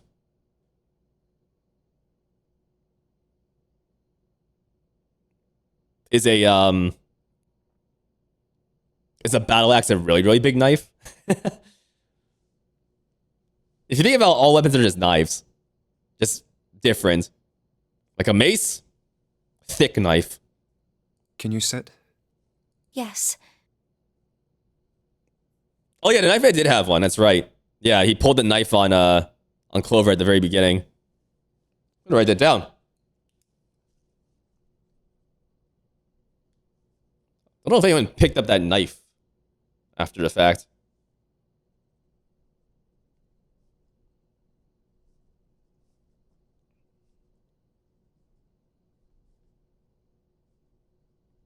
Interesting. She nodded once and stared at the floor. These angles are interesting. There were foreigners in the room. Ace, Lotus, Santa, and Seven. They all stared at nothing, their faces drawn and tired. After a while, they drifted into the bathroom to see Clover's corpse themselves. Once everyone was back in the bedroom, Junpei walked slowly to the center of it and looked around as the slumped figures gathered there. Who was the first to find the body?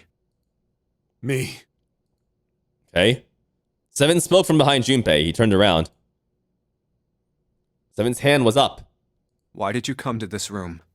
To look for Clover. Why else? Oh shit. Yo, is Junpei Among Us-ing this? Oh man. Let's fucking go. I found her body in the bathroom. As soon as I did, I ran outside. I got to the top of the stairs by the casino and yelled as loud as I could. Hey, guys! I found her, but it's bad. Oh shit, no shit, dude. It's She's bad. in the bathroom in the first class cabin. Come quick! Yeah. Or something like that. Then I went back to the bathroom. Ace, Santa, and Lotus showed up real soon after that. But I guess you two hadn't heard me or something because you didn't show. So I took off down the stairs to look for you. After that, I mean, you know the rest, right? Junpei nodded and closed his eyes. There's one more thing you need to ask. Seven. There's one more thing I'm worried about. What? You stuck one of those plates in between the door and the frame, right? Why did you do that? Come on, didn't I already tell you that? I did it so that the door wouldn't lock. Yeah. So we could come back to this room? Sure. Oh. You think I did it? Well, I don't know. That kind of depends on what you say, doesn't it? Is Seven the imposter? I don't think so. Personally. For crying out loud. Seven sighed and shook his head. Follow me. Oh, what are you doing? There are two doors standing next to one another. The one on the right. A closet? Yeah. Oh, right, the safe. Remember the safe that we never opened? 7 stepped inside. He stood in front of one of the shelves that filled it and gestured towards a small box. The box was a small metal cube. With the Junpei. This is the reason. We couldn't open it when we were getting through this room. I figured there might be something pretty important in it. I couldn't stop thinking about it. I figured eventually we might figure out what the numbers are for the safe. Okay. And if we did, I didn't want to screw around with door 5 again. So I put the plate in the exit door so we could get back in that way. Right. You get it now? I remember. Yeah. Junpei nodded and looked at the safe. He grabbed the handle and shook it. Figured it wouldn't open. It was as locked as it had been when 7 found it. Huh? And us.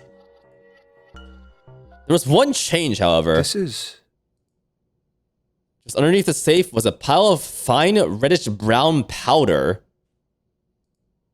Rust. Rust. What the fuck? Okay, rust under the safe? Rust under the... first class safe? Not there before, question mark? Alright.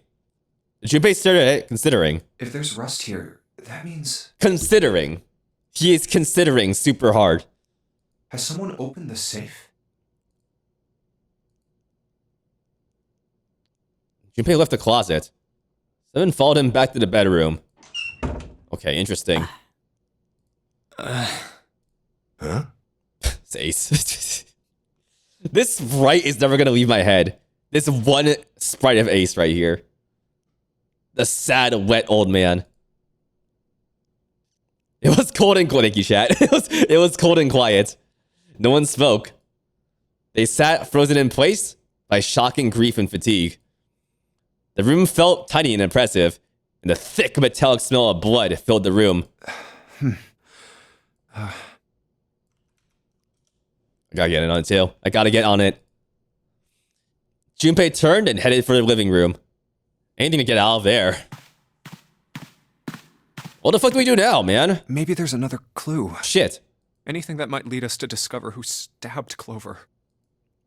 As quickly as they could, they searched around and under the beds and in the corners. His eyes caught the door. The door that led to the passageway of door number 5. Behind this door. The 9th man's body is behind there. Maybe I should have another look at it, just in case. Oh, uh-oh. Right. That was right behind that door. Finally, he pushed open the door. Ugh. The smell hit him like a blow to the face. Oh, the hell? This smell is... I mean, what you expect, man? His lungs contracted, unwilling to inhale such fetid air. That's an SAT word for you right there. Fetid? Basically stinky, I think. Hold on. Let me make sure I can pass my SATs. One sec. Smelling and extremely unpleasant. Fetid. There we go. Excuse me. Acid built up from the base of his stomach, churning what... Oh, fucking goddamn it. All right, I'm taking some water in. Oh my god. Did you have to write this? Oh my god. You had to write the stomach acid action, huh? Acid built up from the base of his stomach, churning what little food was in there into a violent froth. What the f... Okay.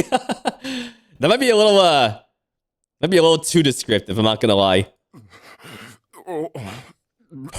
Bork!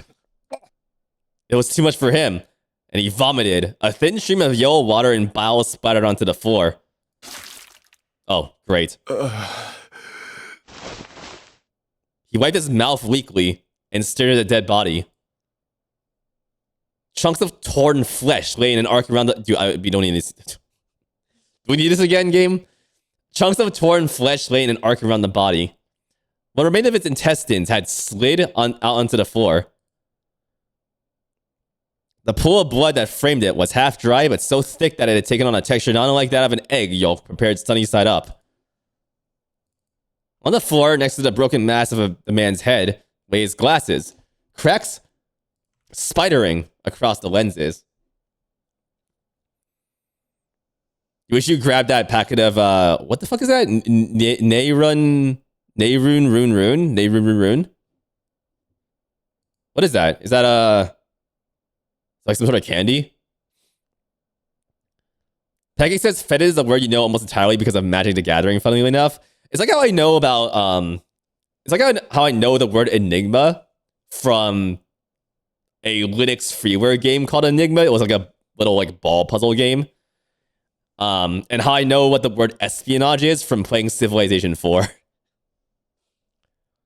Nerd! Fucking nerd. It was like blood spaghetti with meatballs. Yeah, I think it's how like not Snake's body was described. Gmax. Yeah. Disemboweled. You love to see it, Guromi. We don't love to see it. We do not love to see it. We do not. The bloodstains near them had already dried, like scabs on the floor. Wait. That was what he noticed. It's gone. His bracelet. It's gone.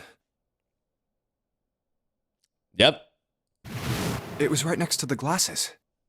Another null bracelet, just like 0. But now, it was gone. I completely forgot about the state of this guy's body. I completely forgot. The number 9 bracelet was gone. But why? Had someone taken it? He was turning it over and over in his mind when he heard Seven's voice. Huh? Where'd Junpei go? That drifted out to him from the living room. Junpei walked slowly out of the hallway.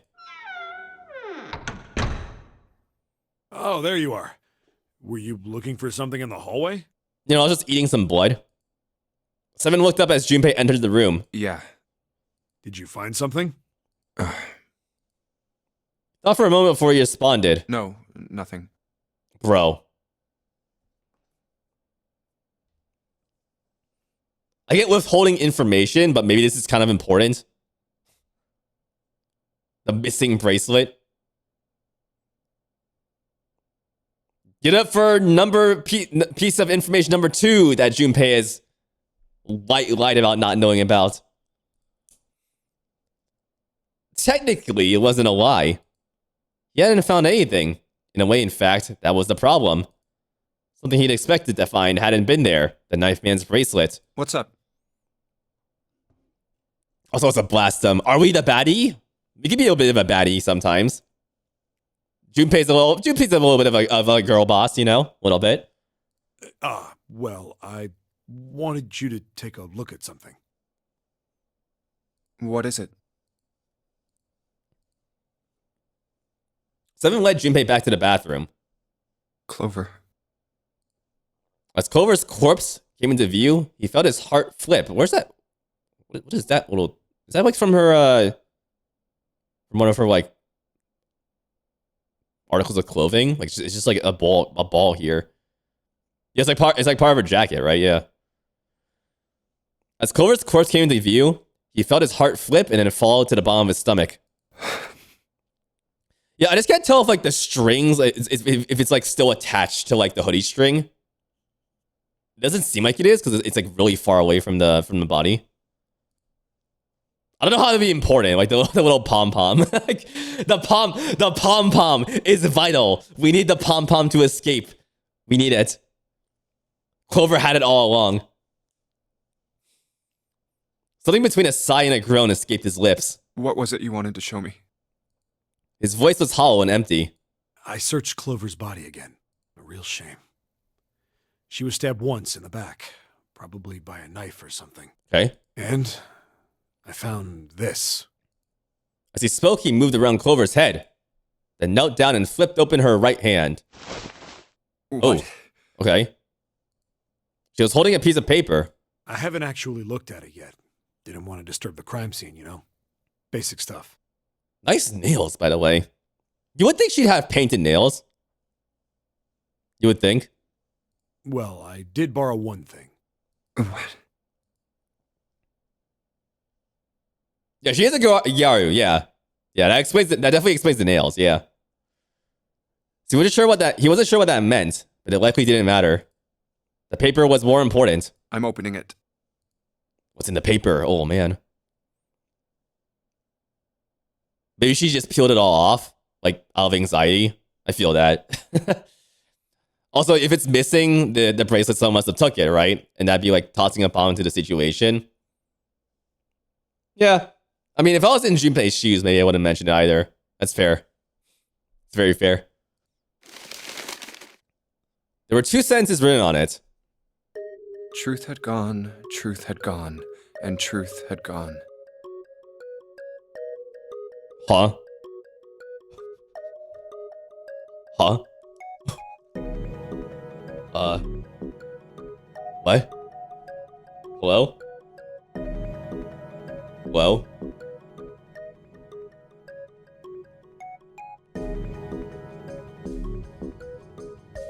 You don't have to write, you don't have to write, you don't have to write. Yeah, you don't have to write, yeah.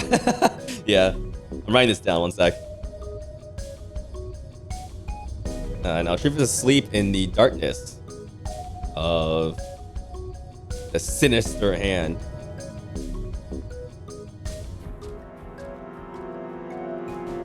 And I immediately tried to read the first letters of every single word. There's nothing there.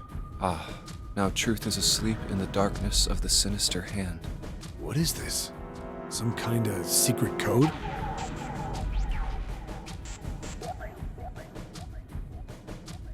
I don't know. Something peered over Junpei's shoulder at the note. Junpei stepped away from Clover's body and into the living room. He began to pace, attempting to decode the note. A code. The first clue was likely the phrase sinister hand. Sinister hand meant...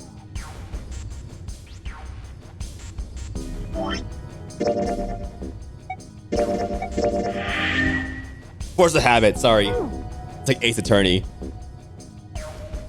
I'm assuming like left.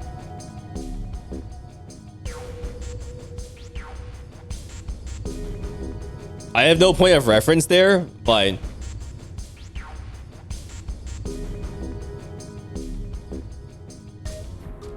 right is Dexter. It's Latin. Really? Interesting. Yeah, I don't know my Latin. But yeah, I think it's the left hand. Sinister was a term used in heraldry that meant to the left of the bearer of a coat of arms. Right, yeah. Yeah. I feel like the left hand was like some sort of like, you know, it was like evil in a sense. Like I think the left hand in like a figurative sense is generally associated with like devilish stuff. In religious context, it's the left. I mean, they did use to think that being left-handed was like of the devil, right? Yeah. The left hand has a lot of connotations of various things. Bruce says it's part of why lefties got forced to teach right-handing. Yeah, like this is something you kind of just know the vibe of, even if you don't like know the actual like association with the word. It's like, oh, like left-handed people have it like kind of rough. So like maybe they were called sinister at some point. You learned this from a Final Fantasy 14. I mean, see, like, weird things that we learn from games, right? Slowpoke, you too. Everyone's learned some weird shit from games, right? Like morphogenetic fields, right? A from this one. A. The left hand. The left hand. What does the left hand mean? You learned English from games. There you go, Paraman. There you go. That's a very big thing to learn from games. There's a time when nuns would beat children for being left-handed. That's fucking whack. Your grandma was born left-handed, Kuromi says, and she was forced to be right-handed when she went to Catholic school. That's fucking whack, man. Imagine that. That's crazy. Oh, your brain just works different. You must be the devil. I mean, people still think that today in some contexts, unfortunately, but not as explicit as that, I suppose. Junpei looked at his own left arm. I mean, it's the left arm that you know, Snake doesn't have either, too. So is that related? Then Junpei looked at his own left arm at the bracelet on his wrist. Does the darkness of the sinister hand have something to do with the bracelet? Interesting. He examined the bracelet closely. There's 2 things sticking out on either side of the face. The left and right sides of the face. Left and right. Okay. Left and right. right and left. Truth is gone. Truth gone. What are you yapping about? What? Junpei? Truth gone. Maybe those two words. Okay. Let me cook. How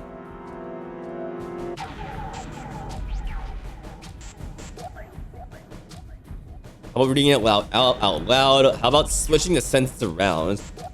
That's my hunch right now. Why is it repeated 3 times? That first sentence. What else could God and truth mean? How about reading them backwards? Oh, that might be it. Maybe? Let me save here too, just in case I want to like look at the other options. I'm gonna make a dish, and the dish is reading them backwards. How about reading them backwards? Gone and truth. Enog and Hitert. Oh, that's not what I meant. I meant like read the. I meant read the sentence backwards. Enog and Hitert. Yo, eggnog. This is it's kind of like eggnog. Yo, happy holidays. It's kind of like eggnog. What am I saying? Those aren't even words. I doubt that's what the riddle was trying to say. You ever seen that dialogue? You're howling. Hitert. One reason I want to get into voice acting is for stupid shit like that. Like, just say some dumb fucking shit. Do it. Say it and say it like you mean it. Wasn't a bad idea, though. Your elbow hurts? How about you get a, I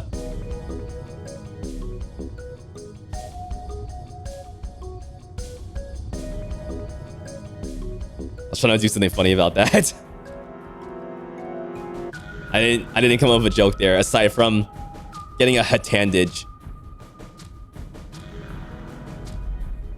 Alright, how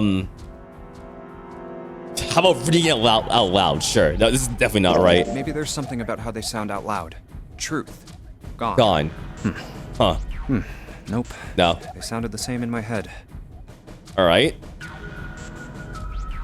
Okay, so since we got one wrong already, I'm gonna get like the wrong options maybe before we get the right one. Intentionally. What else could gone and truth mean? What else could gone and truth mean? Eggnog has been Santa all along. Yo, it's been Santa all along. Yo, Santa's got it in his bag of treats. Truth, of course, means something that is correct. Something that's fact. In other words, something that is right. You could then safely assume that gone means left. After all, after someone left, they were gone. Oh. Oh shit, he cooked. Oh, he did. He actually cooked on this one. Okay. Truth means something that's correct, something that's fact, in other words, something that's right. You then safely assume that gone means left. After all, after someone left, they were gone. But in this case, they clearly refer to their directional homonyms. Then truth equals right, and gone equals left. Okay, hold up. Oh, I can't reload. Fuck. Okay, I'll reload at some point and do like the other one we didn't do. Junpei looked at the bracelet again. The left and right of the bracelet. You just press it?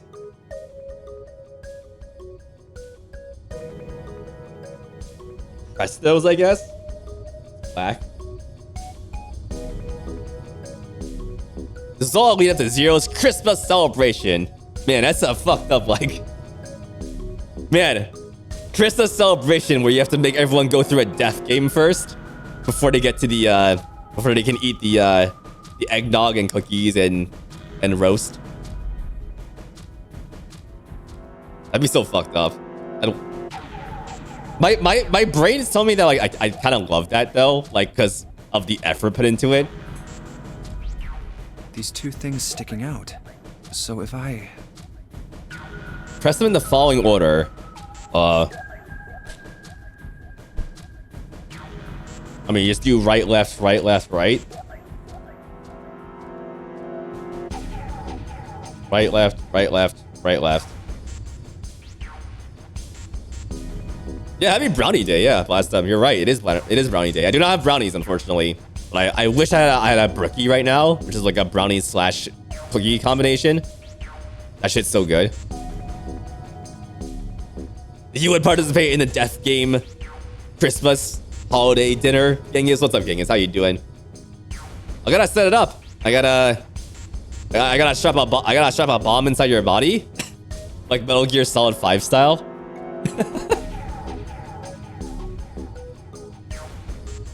Why are there so many options here? Like, what the fuck? Maybe I'll fuck this one up too a little bit.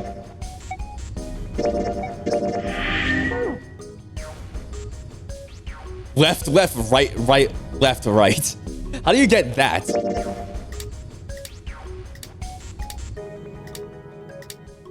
No, this is all wrong. Left. I need to go to the left. Yeah. No.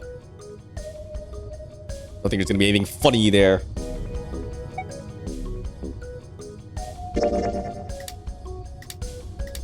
They'll be waiting on your invitation. Yo, nice. Let's go. I'll bake the best cake ever. The best pie ever at the end of it. Doing good. Hope I'm having a good day. I'm a little bit sick. Just in the throat. But I'm doing good. I'm doing good. I went insane with theories earlier, and I'm excited to keep going here. You remember being in 6th grade and one of your teachers said she had brownies for us, and she opened a Tupperware full of oh my god. brownies cut out of brown paper. Was it like April Fool's Day? It wasn't, right? It wasn't? It absolutely wasn't April Fool's Day, right? Hiromi? That's so evil. That is evil. That is evil. 6th grade, too. And that's dangerous, too. When you get to 6th grade, you start getting feisty, you know? Like, oh, man. You better not pull fucking pranks on the kids. They're gonna, like, claw your face off. All right, right, left, and then... What the fuck? Oh. Well, after another 8 numbers flashed on, then off. Off the face of Junpei's bracelet. Wait, did it just... You check one more time to be sure. 1, 4, 3, 8. Hold on. 1, 4, 3, 8, 3, 4, 2, 1. They're pressing right, left. There we go. Huh? Hey, what are those numbers? 1, 4, 3, 8, 3, 4, 2, 1. 1, 4, 3. I don't know. Just nothing about those numbers off the top of my head. 4, 3. Junpei didn't answer. He couldn't answer. He had no idea what they were either. Besides, he was sure you would forget the numbers, and in the order they came in, if he said anything. 1, 4, 3, 8, 3, 4, 2, 1. Muttering the numbers to himself over and over, Junpei headed towards the bedroom. 1, 4, 3, 8, 3, 4, 2, 1. 1, 4, 3, 8, 3, 4, 2, 1. 1, 4, 3, 8, 3, 4, 2, 1. 1, 4, 3, 8, 3, 4, 2, 1. Ah, the safe combo. Right. Before long, he found himself in front of the safe again. Its lock was the only device he could think of that required a sequence of numbers such as the ones he'd just discovered. Besides, someone had opened the safe at least once already. Had Clover come to the bedroom to open it? Junpei slowly doubted the numbers the bracelet had given him. 1 to the right. Right. 4 to the left. Oh, right, left. Oh, right. It's like a safe combo. Right. Left. Right. Left. Right.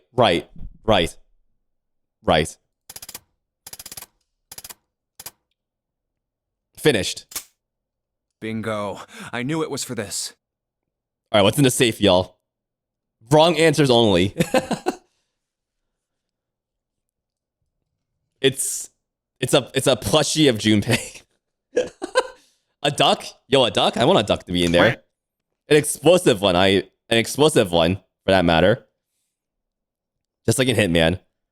A snake plushie? $1 million? Oh my god. No, you mean like $9 million? 999,999? My mom? Oh my god. A beautiful drawing of old men yaoi. Snake, kind of a freak. If that's in there. Morphogenetic fields at work. Plushie, yo, plushie. Plushie morphogenetic field real. Expired can of beans. The saddest reward. A small telltale sound of a lock opening. He grabbed the handle, took a deep breath, and pulled it up. Oh, just This paper. some sort of note? Worse than any of our ideas. Come on. Fucking piece of paper. Also, wait, what the fuck? Wait, so we opened the safe on the table, right?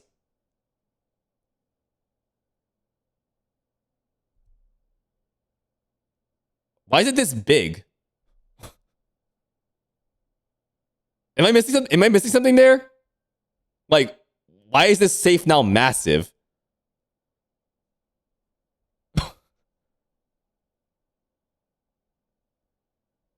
Like that, the safe on the table didn't look like that big. I'm as close to it, then why is the piece of paper so fucking small then? Yeah, like why is it no? If we're close to it, why is the note tiny? Is it really that small? It's like the size of my fucking like fingertip. Inside was a piece of paper. It was roughly the same size as the one clover I'd been holding. It's not that small. Yeah, what the hell? Yeah, something's whack about this. Let's see. Junpei picked it up. This is what it said. Uh-oh. Fact number 1. The Nonary game was played once before. Okay, so yeah, 9 years ago thing was the Nonary game 1. Okay. Alright, let me click on this. Nonary game was played once before 9 years ago. Fact 2. The person who lifted number 2 bracelet. Right, okay. So, I mean, we assumed that, but it's confirmed now. Snake was in the game 9 years ago.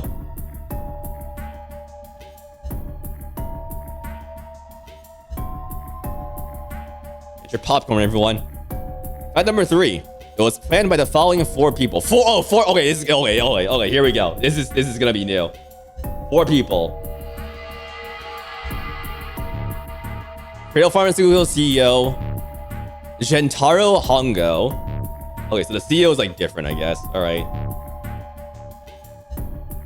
Name Gentaro Hongo.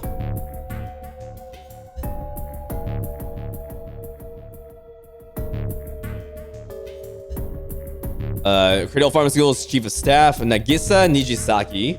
Okay.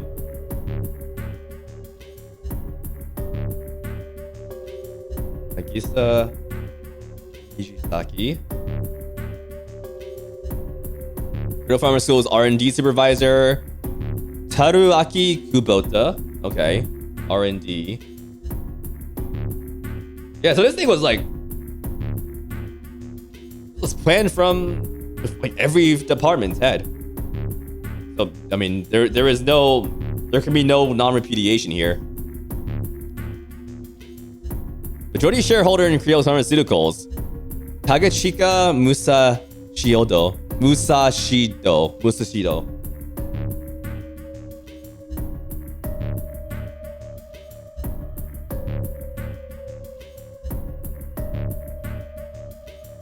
Oh no, we know what happens to the CEOs of medical companies nowadays, right? Yeah, very coincidental timing on Merit with my theories and whatnot. I don't know if like they're calling. I don't think are they calling the president and the CEO the same thing here? I don't think so, which is interesting. I must punish them. Wait. So this is the note in the safe. Who put it there? I must punish them. Okay. For the innocent lives they sacrificed, this is the only warning they will receive. That innocent souls might be saved. I now state the truth. 0. Alright, so 0. We know the motivation now. For my 2 theories. It's revenge against Cradle. Bingo. Junpei left the closet. There were 5 people waiting for him in the bedroom. Ace, Lotus, Santa, Seven, and June. Looked at each other and he looked at each of one of them in turn, then slowly placed his hands in the pockets of his vest. Sorry, but do you think you could all come with me? Come with you. I want all of you to go to the big hospital room. Why? There's something I want to be sure of. Okay. What do you want to be sure of? 0 coming in with the deny, defend, oppose bullet. Yo, based. Based. I want to know if the person I suspect is really the culprit. I mentioned this last time, but like, or last stream, but like, man, the fact that like no one is helping with this investigation is so fucking funny. Let's keep him scared and confused, y'all. Let's keep him scared and confused. Let's fucking go. Wait, then you're saying... Yeah. I think I've got it figured out. I know who killed Snake and Clover. Okay. Interesting. The atmosphere in the room changed. Well, I mean, he knows that Snake isn't dead now. So, this is interesting. Grief was suddenly gone, replaced by attention like a strap of leather stretched to its limit. 5 sets of eyes at Junpei. Stared at Junpei. He pretended not to notice. Anyway, if you could all please move to the big hospital room. I'll explain everything as soon as we get there. Then almost as on cue, the bell began to ring. They all heard it. It was the bell from the clock in the main staircase. Wow, that's bell. The best one you heard from that is, I would help look for the killer, but my insurance doesn't help cover doesn't cover vision. Yeah, real. It is so fucked that like insurance doesn't cover like vision and dental. Like those aren't important things to living. It's 5 o'clock. Fuck insurance. We only got an hour left. We don't have a lot of time left. Let's go. Slowly, one by one, they followed Junpei out of the bedroom. The hospital room. Let's go back. Ugh. All right. Actually, before we get started, I was hoping you could do something for me. Junpei stopped in front of door 3 and turned around. Ace, Seven, and Lotus, could you please place your palms on the red? Huh? Ace, Seven, and Lotus.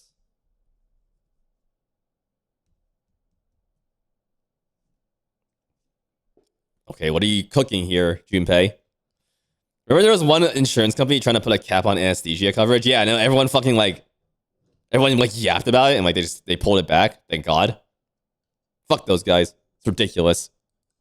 Why? If we need to get to the shower room, why don't we just... No, we're not going inside. Once you've authenticated, step away from the door. Why? Okay. Please, just do it. Or perhaps you don't want to know who killed Snake and Clover. Junpei's implication was clear and Seven understood perfectly. Fine. What about you, Ace, Lotus? Very well. Sure.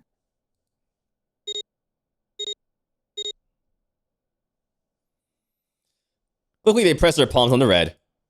Once they had finished, they stepped away from the door, as Junpei had instructed. 3 asterisks thrown from the red's display panel. I have this idea. I don't think this device responds to a hand placed on it. It instead reacts to a bracelet being brought close. Yeah, that's what I've been saying. Yeah. You don't actually need a hand. Junpei approached it and he held his bracelet over the scanner. He made quite sure he didn't place his palm on it and instead only brought his bracelet near it. The 4th asterisk appeared. I knew it. Just as Junpei had expected. I never assumed it was the hand, actually. Like, I've never assumed that. It was possible to authenticate without placing one's palm on the red, so as long as a bracelet was brought near it. Junpei pulled the lever down. Must like, yeah, it's gotta be like some like near field shit. Door 3 open like a hungry mouth. 9 long seconds passed. And the door shut, unfed. Junpei walked slowly back to the others, who were waiting some distance from the door, talking to one another. Santa and Jun had joined them as well. Huh? It looked as though they hadn't found a chance to break into the conversation yet. As Junpei approached, they turned to look at him, curiosity plain on their faces. Before long, the other 3 did as well. What was that about? How should I know? Clearly, they are all expecting some answers. Thanks. I appreciate your cooperation. Clearly, they'd hoped for something more forthcoming. He continued. By the way, Ace, would you mind if I asked you something? What is it? Do you know who I am? What? Do you know who I am? What the fuck? What the fuck? I am Steve. No. What the fuck? What are you about to say, my guy? What? What kind of question? Just answer it, please. Who? You're Junpei, of course. Who else would you be? Who am I? You are. Unfortunately, that's the wrong answer. What the fuck are you talking about? What are you yapping about, Junpei? Actually, I'm Santa.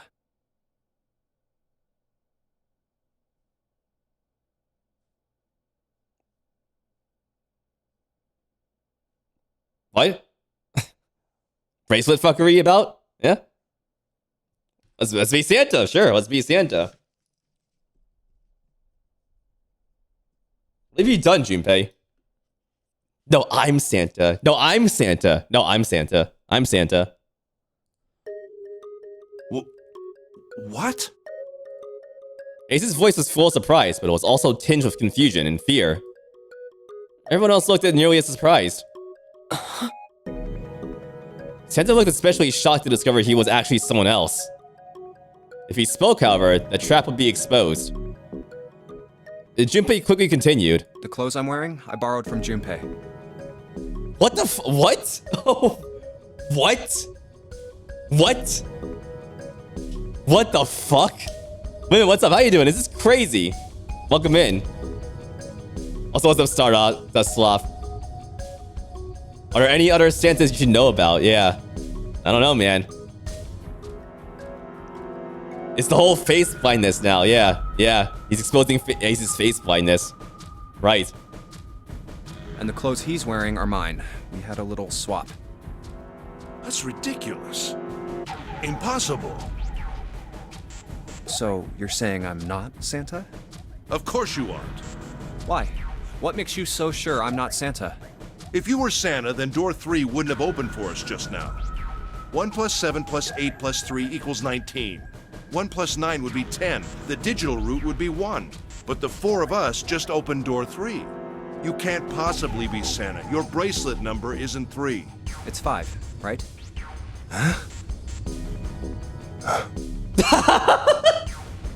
Oh. He's like, oh. Oh my god. Instantly become sad and wet and old. Too bad, man. So you aren't as smart as you thought you were. Are we gaslighting, face-blinding Grandpa? We sure are. We sure are. I was wondering when this is gonna come into play. I was wondering. Only then, when it was too late, did Ace realize his mistake. Whoopsie. Whoopsie. He set his jaw and glared at Junpei. You're exactly right. My bracelet number is 5. As he spoke, Junpei lifted his wrist up to show everyone the bright red 5 on his wrist. Sorry, Ace. I tricked you. Of course, I'm not really Santa. I'm Junpei. Who could possibly think I was? It's obvious I'm not. To think I was? Ridiculous.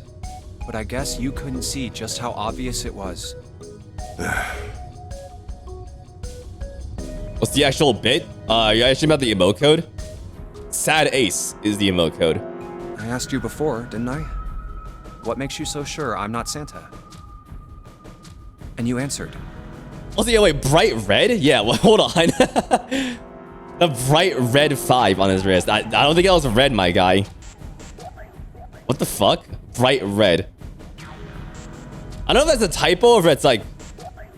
Or if that's like, I don't know. Something different. Who knows with this game? If you were Santa, then door 3 wouldn't have opened for us just now. Most people wouldn't say something like that. The first thing that would come to anyone else's mind wouldn't be the bracelet number. There'd only be one thing they'd say. One sentence. You don't have his face. Yep. Ace, you have prosopagnosia, am I right? Junpei's voice was quiet and calm. He knew the truth. But it Ace. Prosopagnosia? The others looked confused. What's that? No clue. Prosopagnosia is... He heard Lotus begin to explain to them.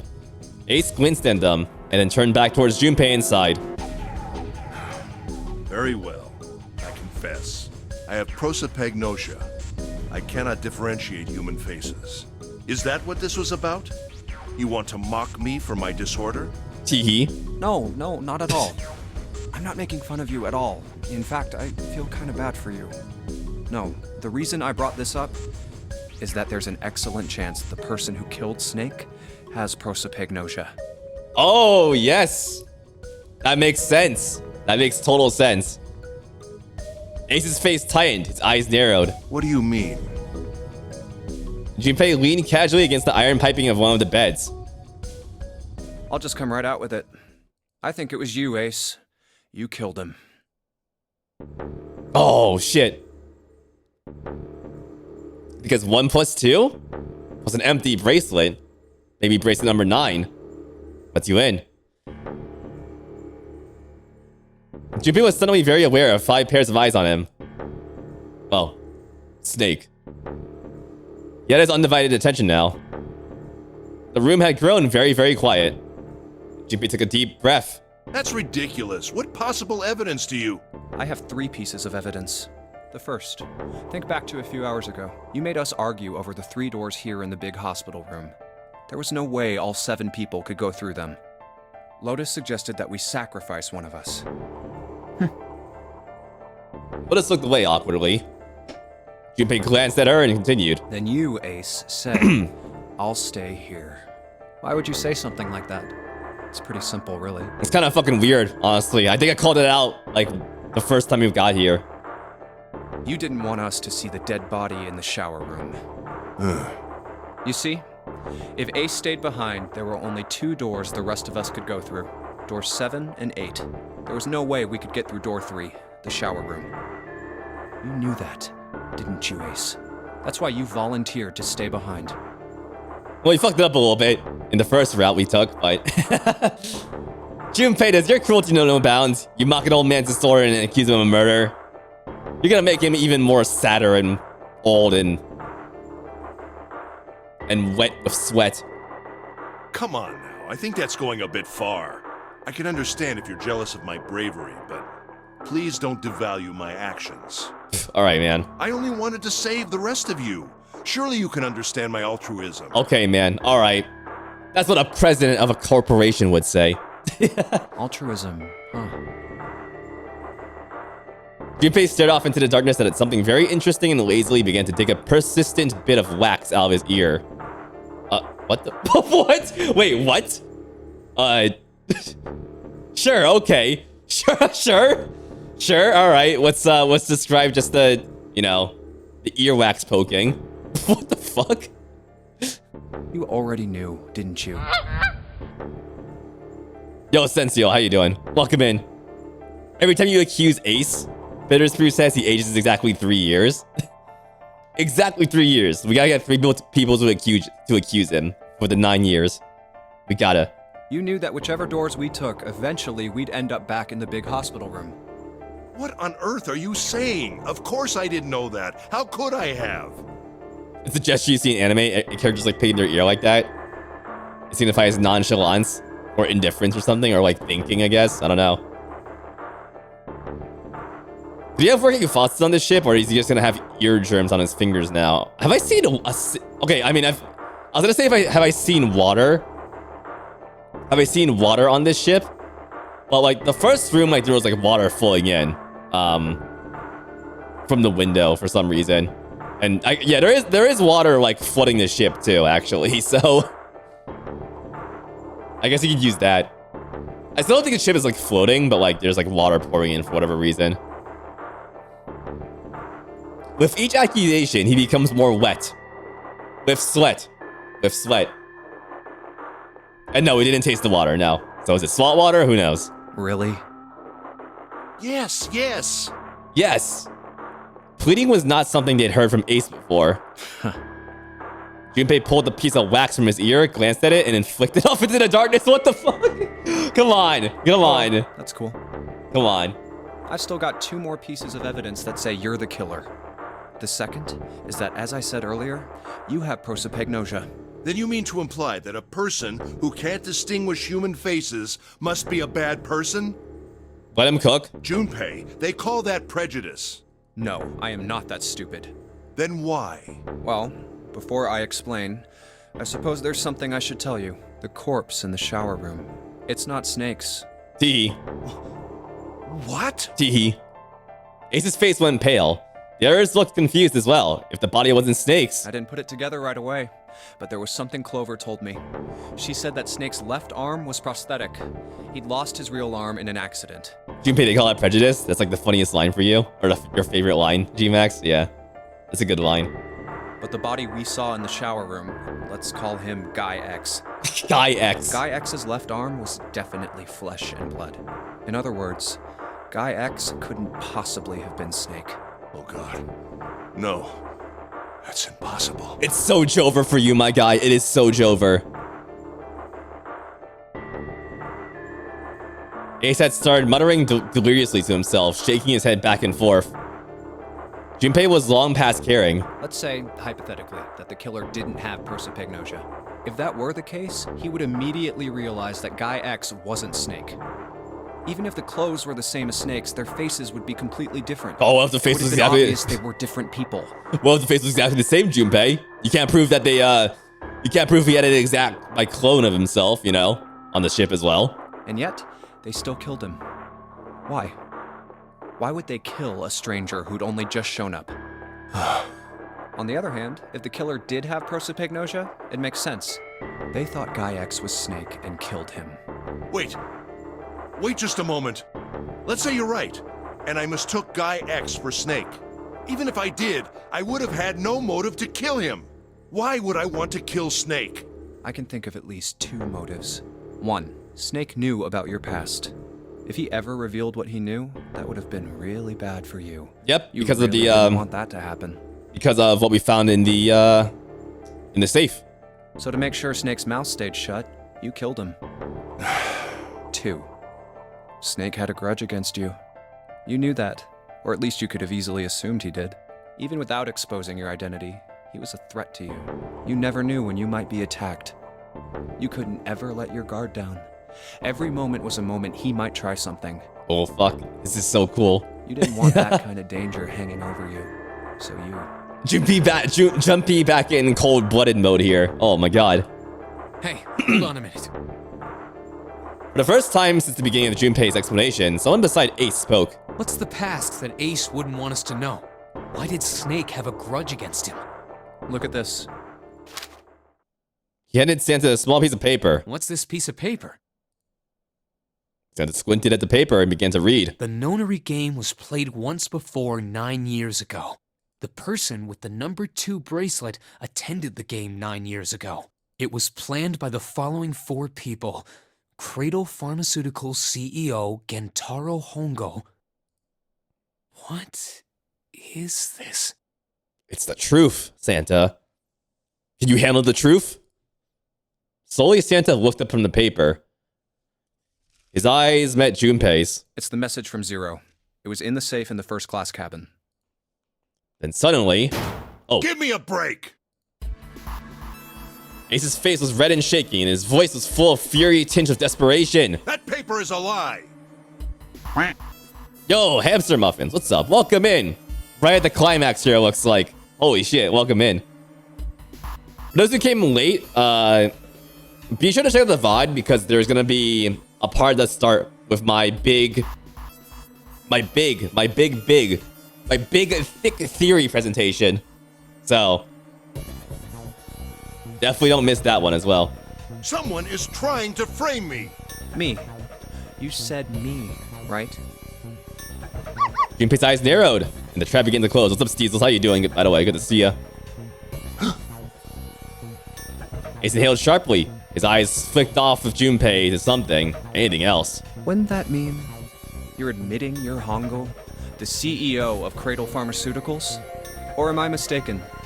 Okay, so they're treating CEO and president the same here, looks like. Okay. It was as though a switch had been flipped. A sad, wet old man switch. Just flick it on, and he becomes sad and wet and old. The color drained from Ace's face, and as he realized what he'd done, his eyes went wide. Very well. I admit that much. I am certainly the CEO of Cradle Pharmaceutical, Gentaro Hongo. I don't know why he would just casually mention it to, like, Santa way back when. Like, what the fuck were you doing there, my guy? You fucking idiot. What was that? So what if I am? I don't know anything about this nonary game that supposedly took place 9 years ago. Well, my friend. Did you not listen to my theory presentation before we started playing the game, Ace? Everything on that scrap of paper is bullshit. Someone is trying to set me up, you see? First of all... Ace stammered as he tried desperately to work himself to a more tenable position. Junpei, you're claiming I did this all by myself. Think that over, all right? How could I have killed Snake all by myself? Not Snake. It was Guy X. I don't care who it was. You said the killer put this other man into door 3, right? Yeah, maybe. Then I couldn't have possibly done that alone. I couldn't have opened door 3 with only myself and Guy X. So-called free thinkers when Ace becomes sad. So true. So true.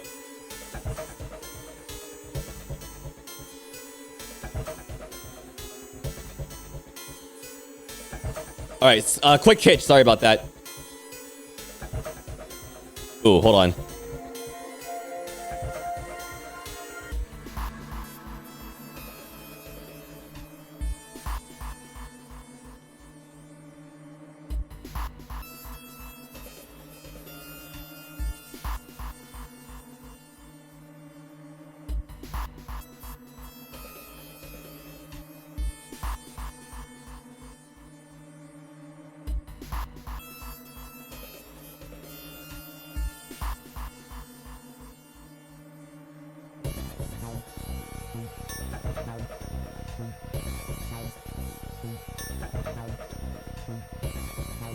It wasn't a VOD. The stream just died. So give me 1 second here. Let me pause the stream until it comes back. Okay, I think we might be back. We're so back. We gotta keep an eye on that a drop frames counter there. We're back. Refresh if you're not. There we go. I'll give a quick moment for people to go past ads as well.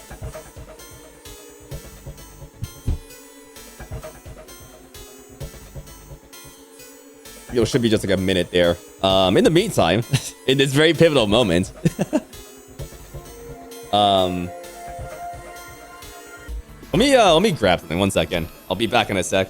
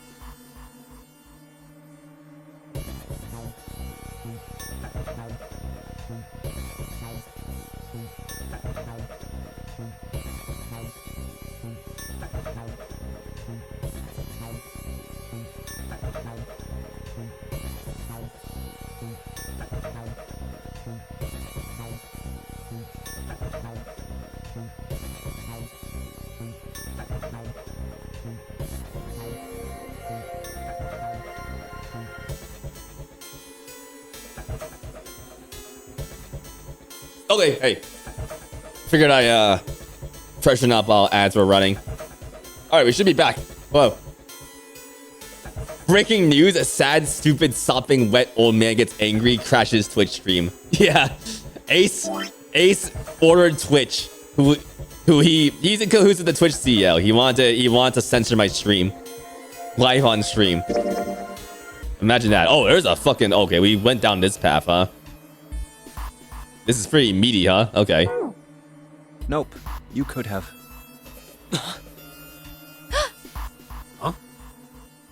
Alright, but welcome back. We are still accusing Ace of killing Guy X here. Huh? What? Slash assumed snake. Ace's face was tight and his teeth were clenched. Junpei fixed him with a level stare. The trap was about to close. Actually, Ace, when you were unconscious, I took something from you. Ooh. Remember when you were injected with that anesthetic and fell asleep in the big hospital room? Really now? Back then, I took this. Junpei put his hand into his pocket. No. Oh. You couldn't have. Uh-oh. Ace's right hand moved. Junpei smiled. I got you, Ace. Your right hand there tells me all I needed to know. You want to tell me what you were so worried about? What's in your pocket? It's the number 9 bracelet, isn't it? Ace, Guy X, and the 9th man's bracelet. That was all you needed to open door 3. It's like a Columbo moment. You see, Ace. I've got a little something here that I'll explain the whole story. Just one more thing, Mr. Hongo. Just one more thing. 1 + 2 + 9 = 12. 1 + 2 = 3. That's how you killed Guy X all by yourself, Ace. All you needed was the number 9 bracelet in your chest pocket. I still love the Columbo like story of like the Columbo meme around like the Death Note. You see, Mr. Yagami-san. That video is so fucking good. Ace lowered his hand from where it had stopped, halfway to his pocket. Sad. He looked down at the floor, his sad, wet old man face hidden from Junpei. All he could see was the corner of Ace's mouth, twitching like a drying fish. If you want to play innocent, that's fine by me. Go ahead, tell me. I don't have the bracelet, if that's what you want to do. But if you could take off your coat and hand it to me, I'd really appreciate it. Oh, really now? Otherwise, we'll have to take it from you by force, right? Yeah, it'd be my pleasure. Seven cracked his knuckles with a sound like gunfire.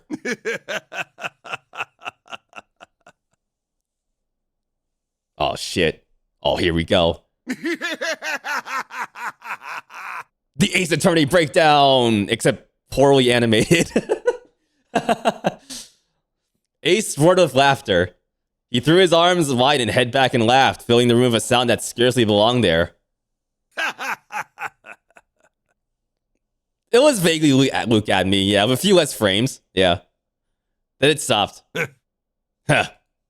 His arms came down and his head dropped to look straight ahead at Junpei.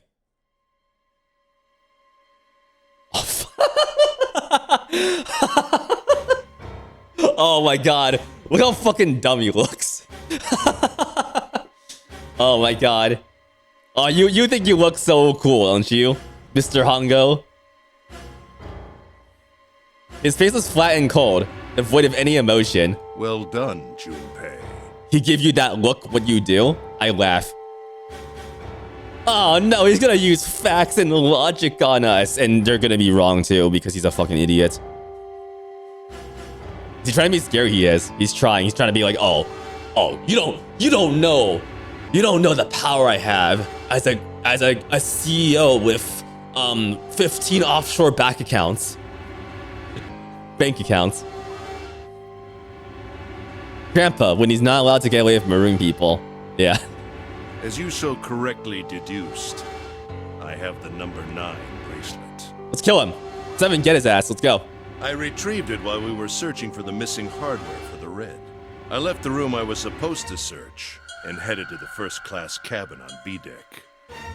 His voice showed no emotion, no sense of remorse or interest. It was almost bored, as though he were reciting an especially dull corporate letter. I knew he was sussy.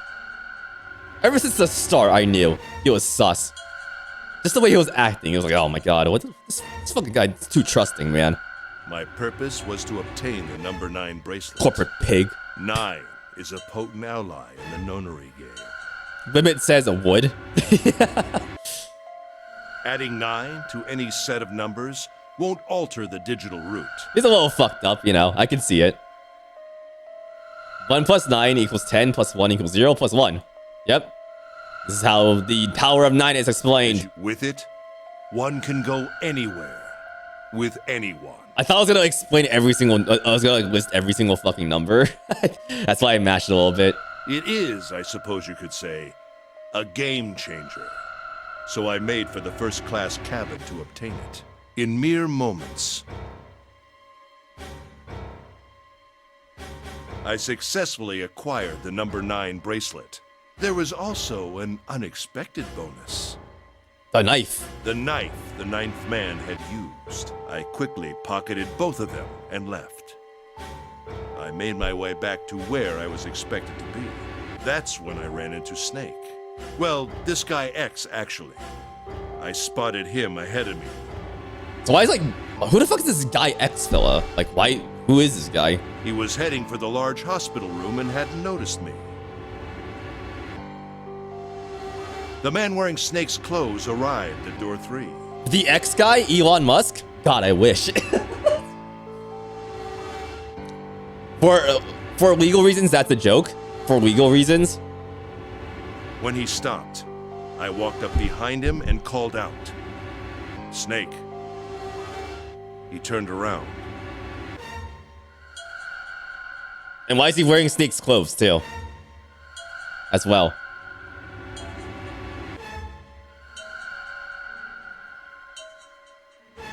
Snake, but he looks like fucking Mr. Match from Mega Man Battle Network. What the fuck?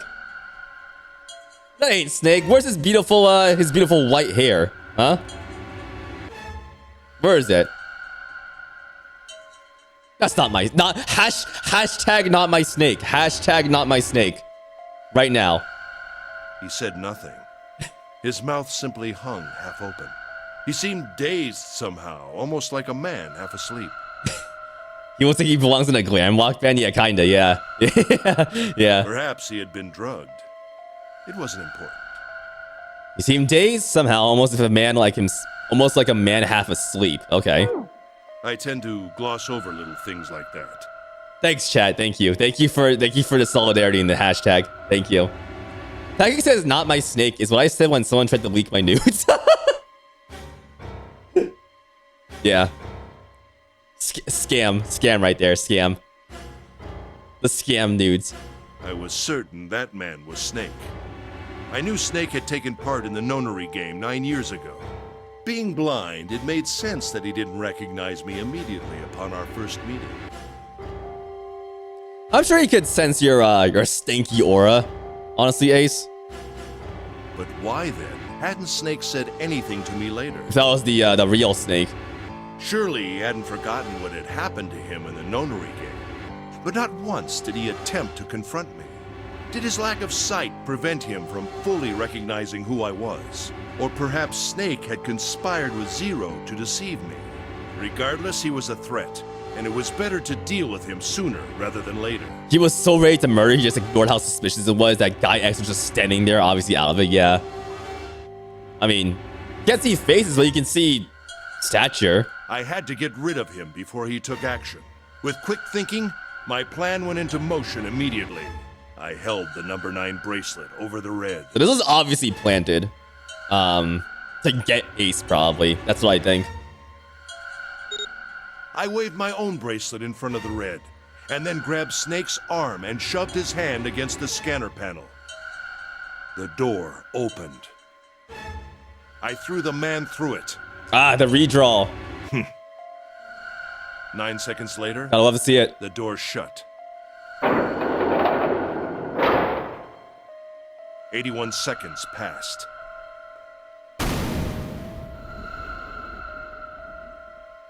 The man inside the door passed away. Violently. After that, I returned to my post as though nothing had happened. After conducting my own search, I returned to the large hospital room when the 1 a.m. bell rang. His eyes were cold and his cheeks were hollow and pallid.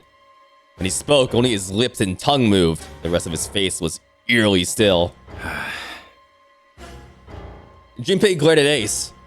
He took a deep breath and thought about the next question he had to ask. He didn't want to. He knew what the answer would be. Just didn't want to hear it. Junpei swallowed, then spoke. Ace, did you kill Clover?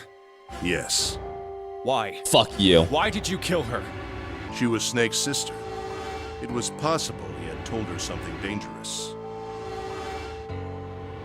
Yeah. Additionally, she had gone through door 1. It seemed likely she might have found it. Found what? Why don't you go through door 1 yourself?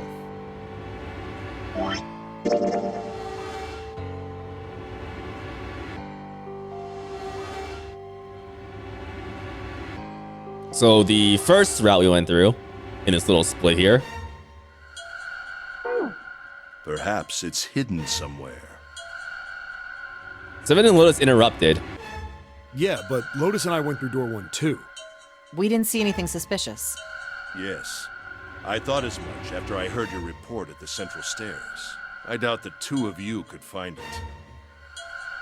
Yeah, probably the body. That's like the, I'm thinking of like a few different things here. Like the bracelet specifically or the body or both. Is what he's talking about. But perhaps Clover was different. Actually, I don't know how they would have missed the body, actually, speaking of. Perhaps she had found it. I was, therefore, desperate to find her. And at last I did, in the first-class cabin. I spoke very calmly. Clover also like kind of went ahead, too, as well. So, might have been over there, too. Did you see it? Did you see it, chat? Did you see it? See what? Don't act as if you don't understand. You were in the captain's quarters, weren't you? Uh-huh. What are you talking about? Very well. By the way, what are you doing here, Clover? What? Nothing. There's blood on your shoes. It looks fresh. Did you go take a look at the 9th man's corpse? I see. Your silence suggests that you noticed. You saw something, didn't you? You saw that his bracelet was gone. No! Clover ran. She made for the exit, but Ace stood in her way. You aren't going anywhere. He caught her by the collar as she passed and threw her to the floor hard. You're staying here. No! She leapt back up and darted past him into the hallway. Ace followed at a run. Don't you run, little girl. It was faster. Oh, shit. Oh. Yeah. You fucking asshole. You fucking asshole. That was how I killed Clover. And I remember every second of it, because I liked it. His face hadn't changed. He felt guilt, or remorse, or anything one might feel after taking the life of another human being, and it didn't show. You son of a bitch! Seven's whole body trembled with rage, and his voice rumbled with hate. Let's kill him right now. Let's go. Richard Epcar does spectacular as Ace. Yo, let's go. Yeah. Chat, I think we have to kill this guy. Chat, I think we're gonna have to kill this guy. Yeah. Yeah.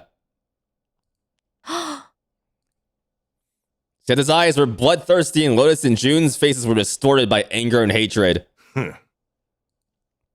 Ace looked at them and smiled. It was a cold, cruel thing with no humor in it. Shook his head and sighed. I admit it. I've lost. I have lost. Completely and utterly. Yeah.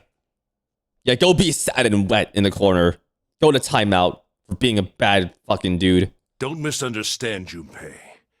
I didn't lose to you. I lost to myself. I lost to Zero. Not you. Okay. I'm rather disgusted with myself for falling into such a simple trap. Yeah, you're a fucking idiot. You just like randomly told someone, "Oh, I'm the CEO of this like Cradle Pharmaceuticals company." Like, what the fuck are you doing, man? Dude. I looked the fool. Fool. And it was a trap. Make no mistake. I was trapped and manipulated by Zero.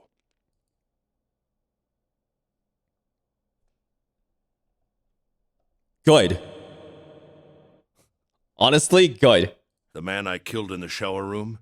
If he wasn't Snake, then I have no idea who he was. Zero gets more based by the moment. But he was wearing Snake's clothes, and that was no coincidence. He had also been injected with something that reduced his cognition and prevented him from identifying himself or resisting me. He has a huge ego. He thinks he's the cream of the crop, but all he is an evil, stupid man. An evil, cruel, utterly stupid man who definitely hikes people's deductibles. That's for sure. I know he doesn't run an insurance company, but like, whatever. The joke is relevant. And we can't forget the components that were removed from the red before we arrived. I have no doubt that Zero planned all of this.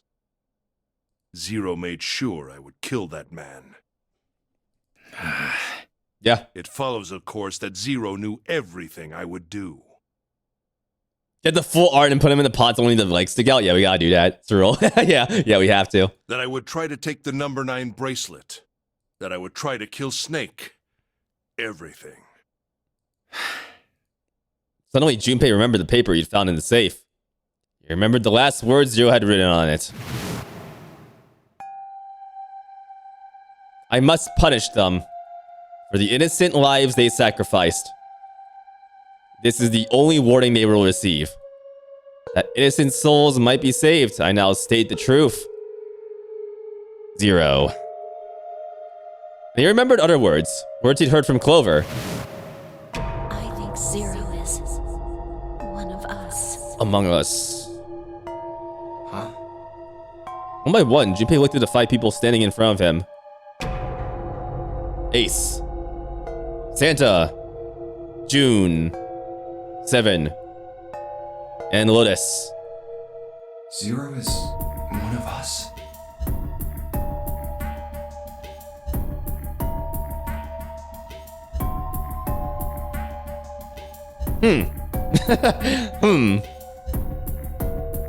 This dialogue is coming back at a very specific time, I see.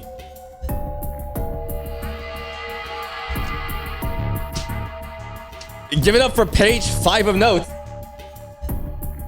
Let's go. Wrong notebook.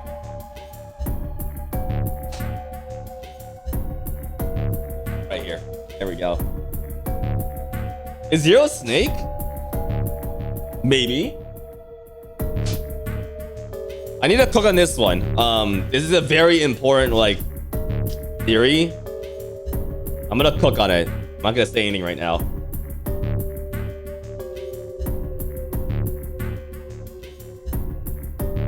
And I'm gonna write down who was in this conversation here. The Jumper, the Connor, Lotus, and 7. I don't think it's 7. Because we're already like learning some backstory about him.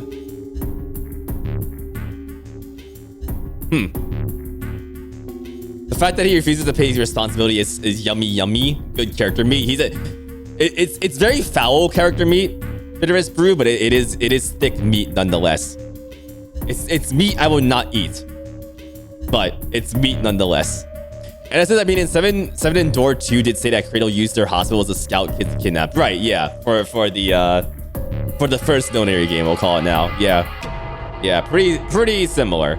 Right. No. Wait. There's one more person. Snake. The man who died in the shower room isn't Snake. That means he's almost certainly still alive. Where is he? Maybe Snake is Zero. Is he in the coffin? Maybe he made Guy X wear his clothes so that we'd all think he was Ted. Yeah, this is very suspicious, yeah. Where's Snake now? Around Snake. What if he's off somewhere laughing at us? If he is Zero, he must have been lying to us about everything else.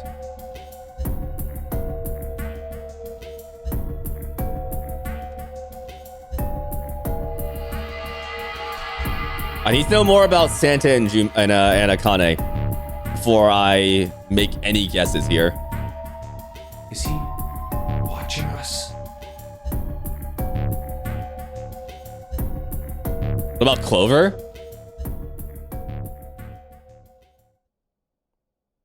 Well, I believe I've finished with my confession.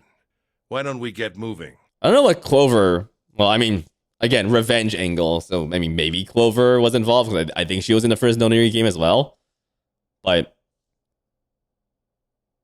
if it's one of them, it'd be like Snake, probably, who would mastermind all this. Pyramid also says Snake seems plausible, but would he put Clover through all of this as well? Very good point, Pyramid. Very good point. Clover's been through the fucking ringer here, so...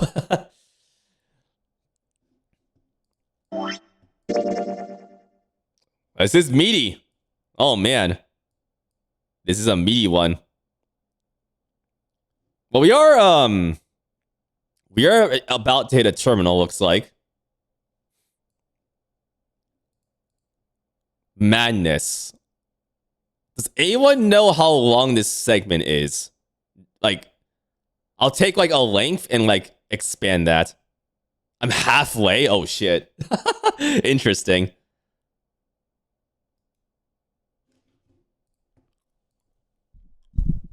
Halfway. There's a lot to this, huh?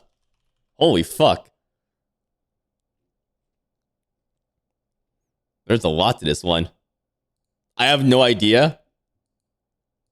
Yeah, I do want to stop before the hour is up here.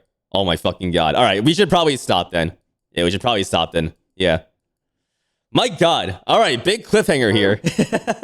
That's for sure. Yeah, I'm trying to avoid long streams for this game. After the two extremely long streams from last time. Yeah, we're not doing that anymore.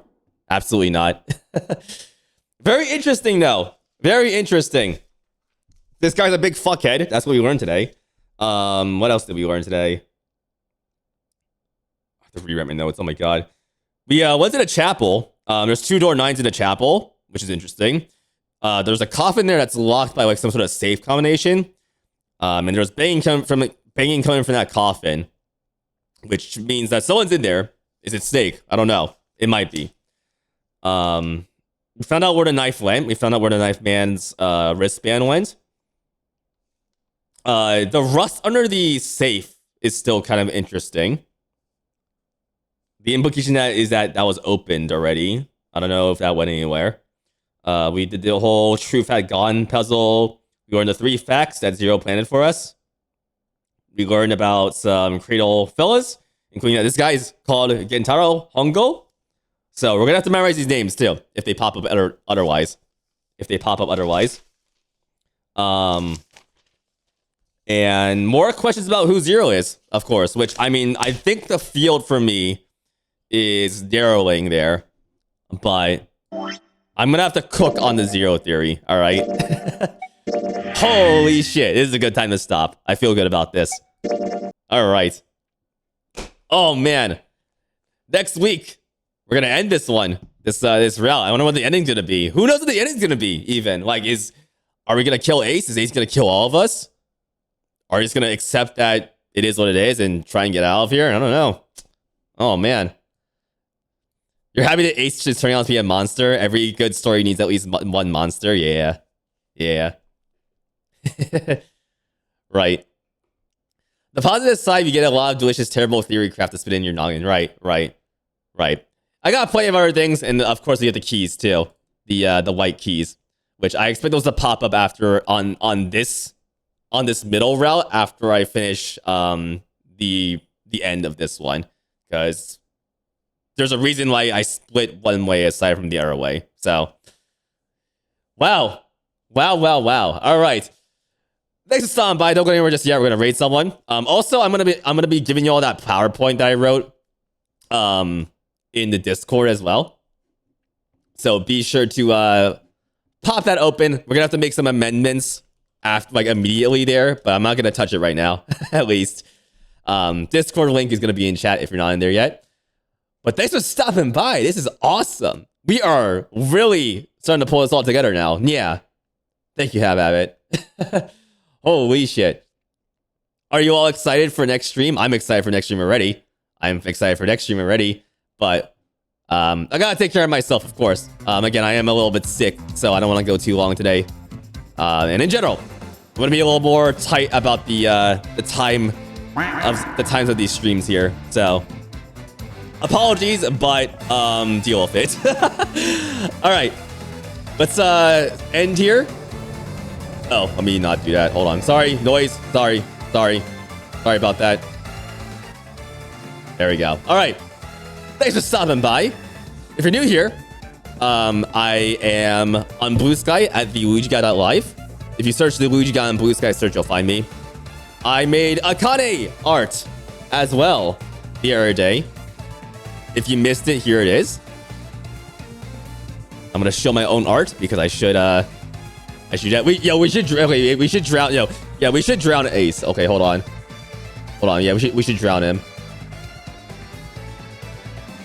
Let's see here.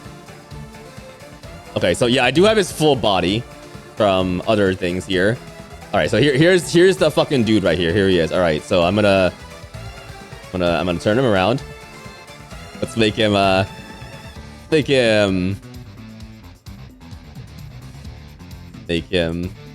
We're gonna get this CEO, y'all. We're gonna get him. Let's fucking go. Stop that game. All right. So I need to do a bit of something here. All right. So he's flipped up and turned upside down now. Let me open this in another program. Let's see. I will say if once we get to the true end, I might do longer streams because of course, you know, that we're gonna be rolling there. It'll be on a case-by-case basis. I want people to respect my timing choices here. So we'll be doing these streams as I want to do them. All right. Hold on. All right, let me open this up here. 1 second. I need to make it look like he's drowning, and we have to make this perfect here. All right. Cool. All right, here's Clip Studio. That's not Clip Studio. All right, here's the boy.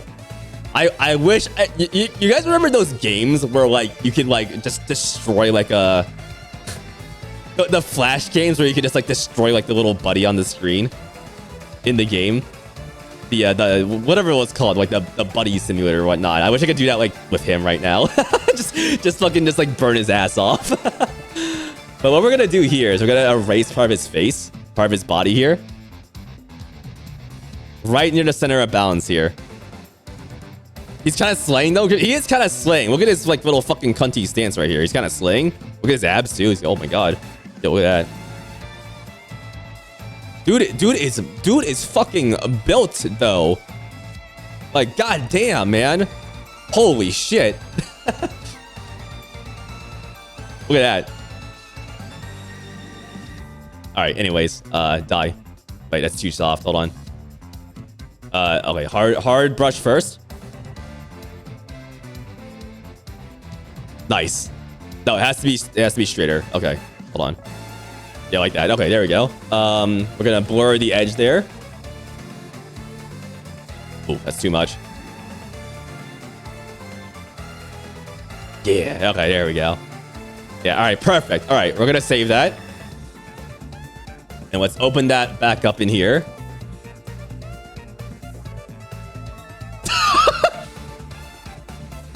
Nice. Nice.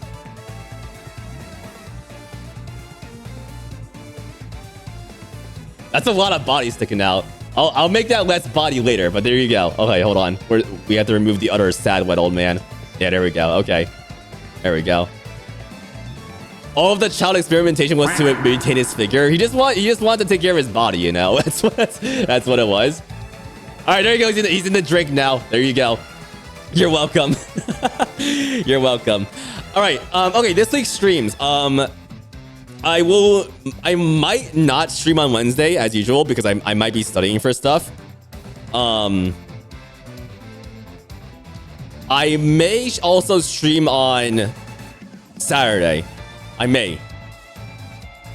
It won't be 99. I want to switch it up a little bit. I'm going to be playing some interesting games that involve the Switch and the IR sensor. If you have seen another, excuse me, if you've seen another stream of mine that involved toilet paper, it's another game by the same dude who made that I want to try out. So there you go. There's a little bit of a teaser there.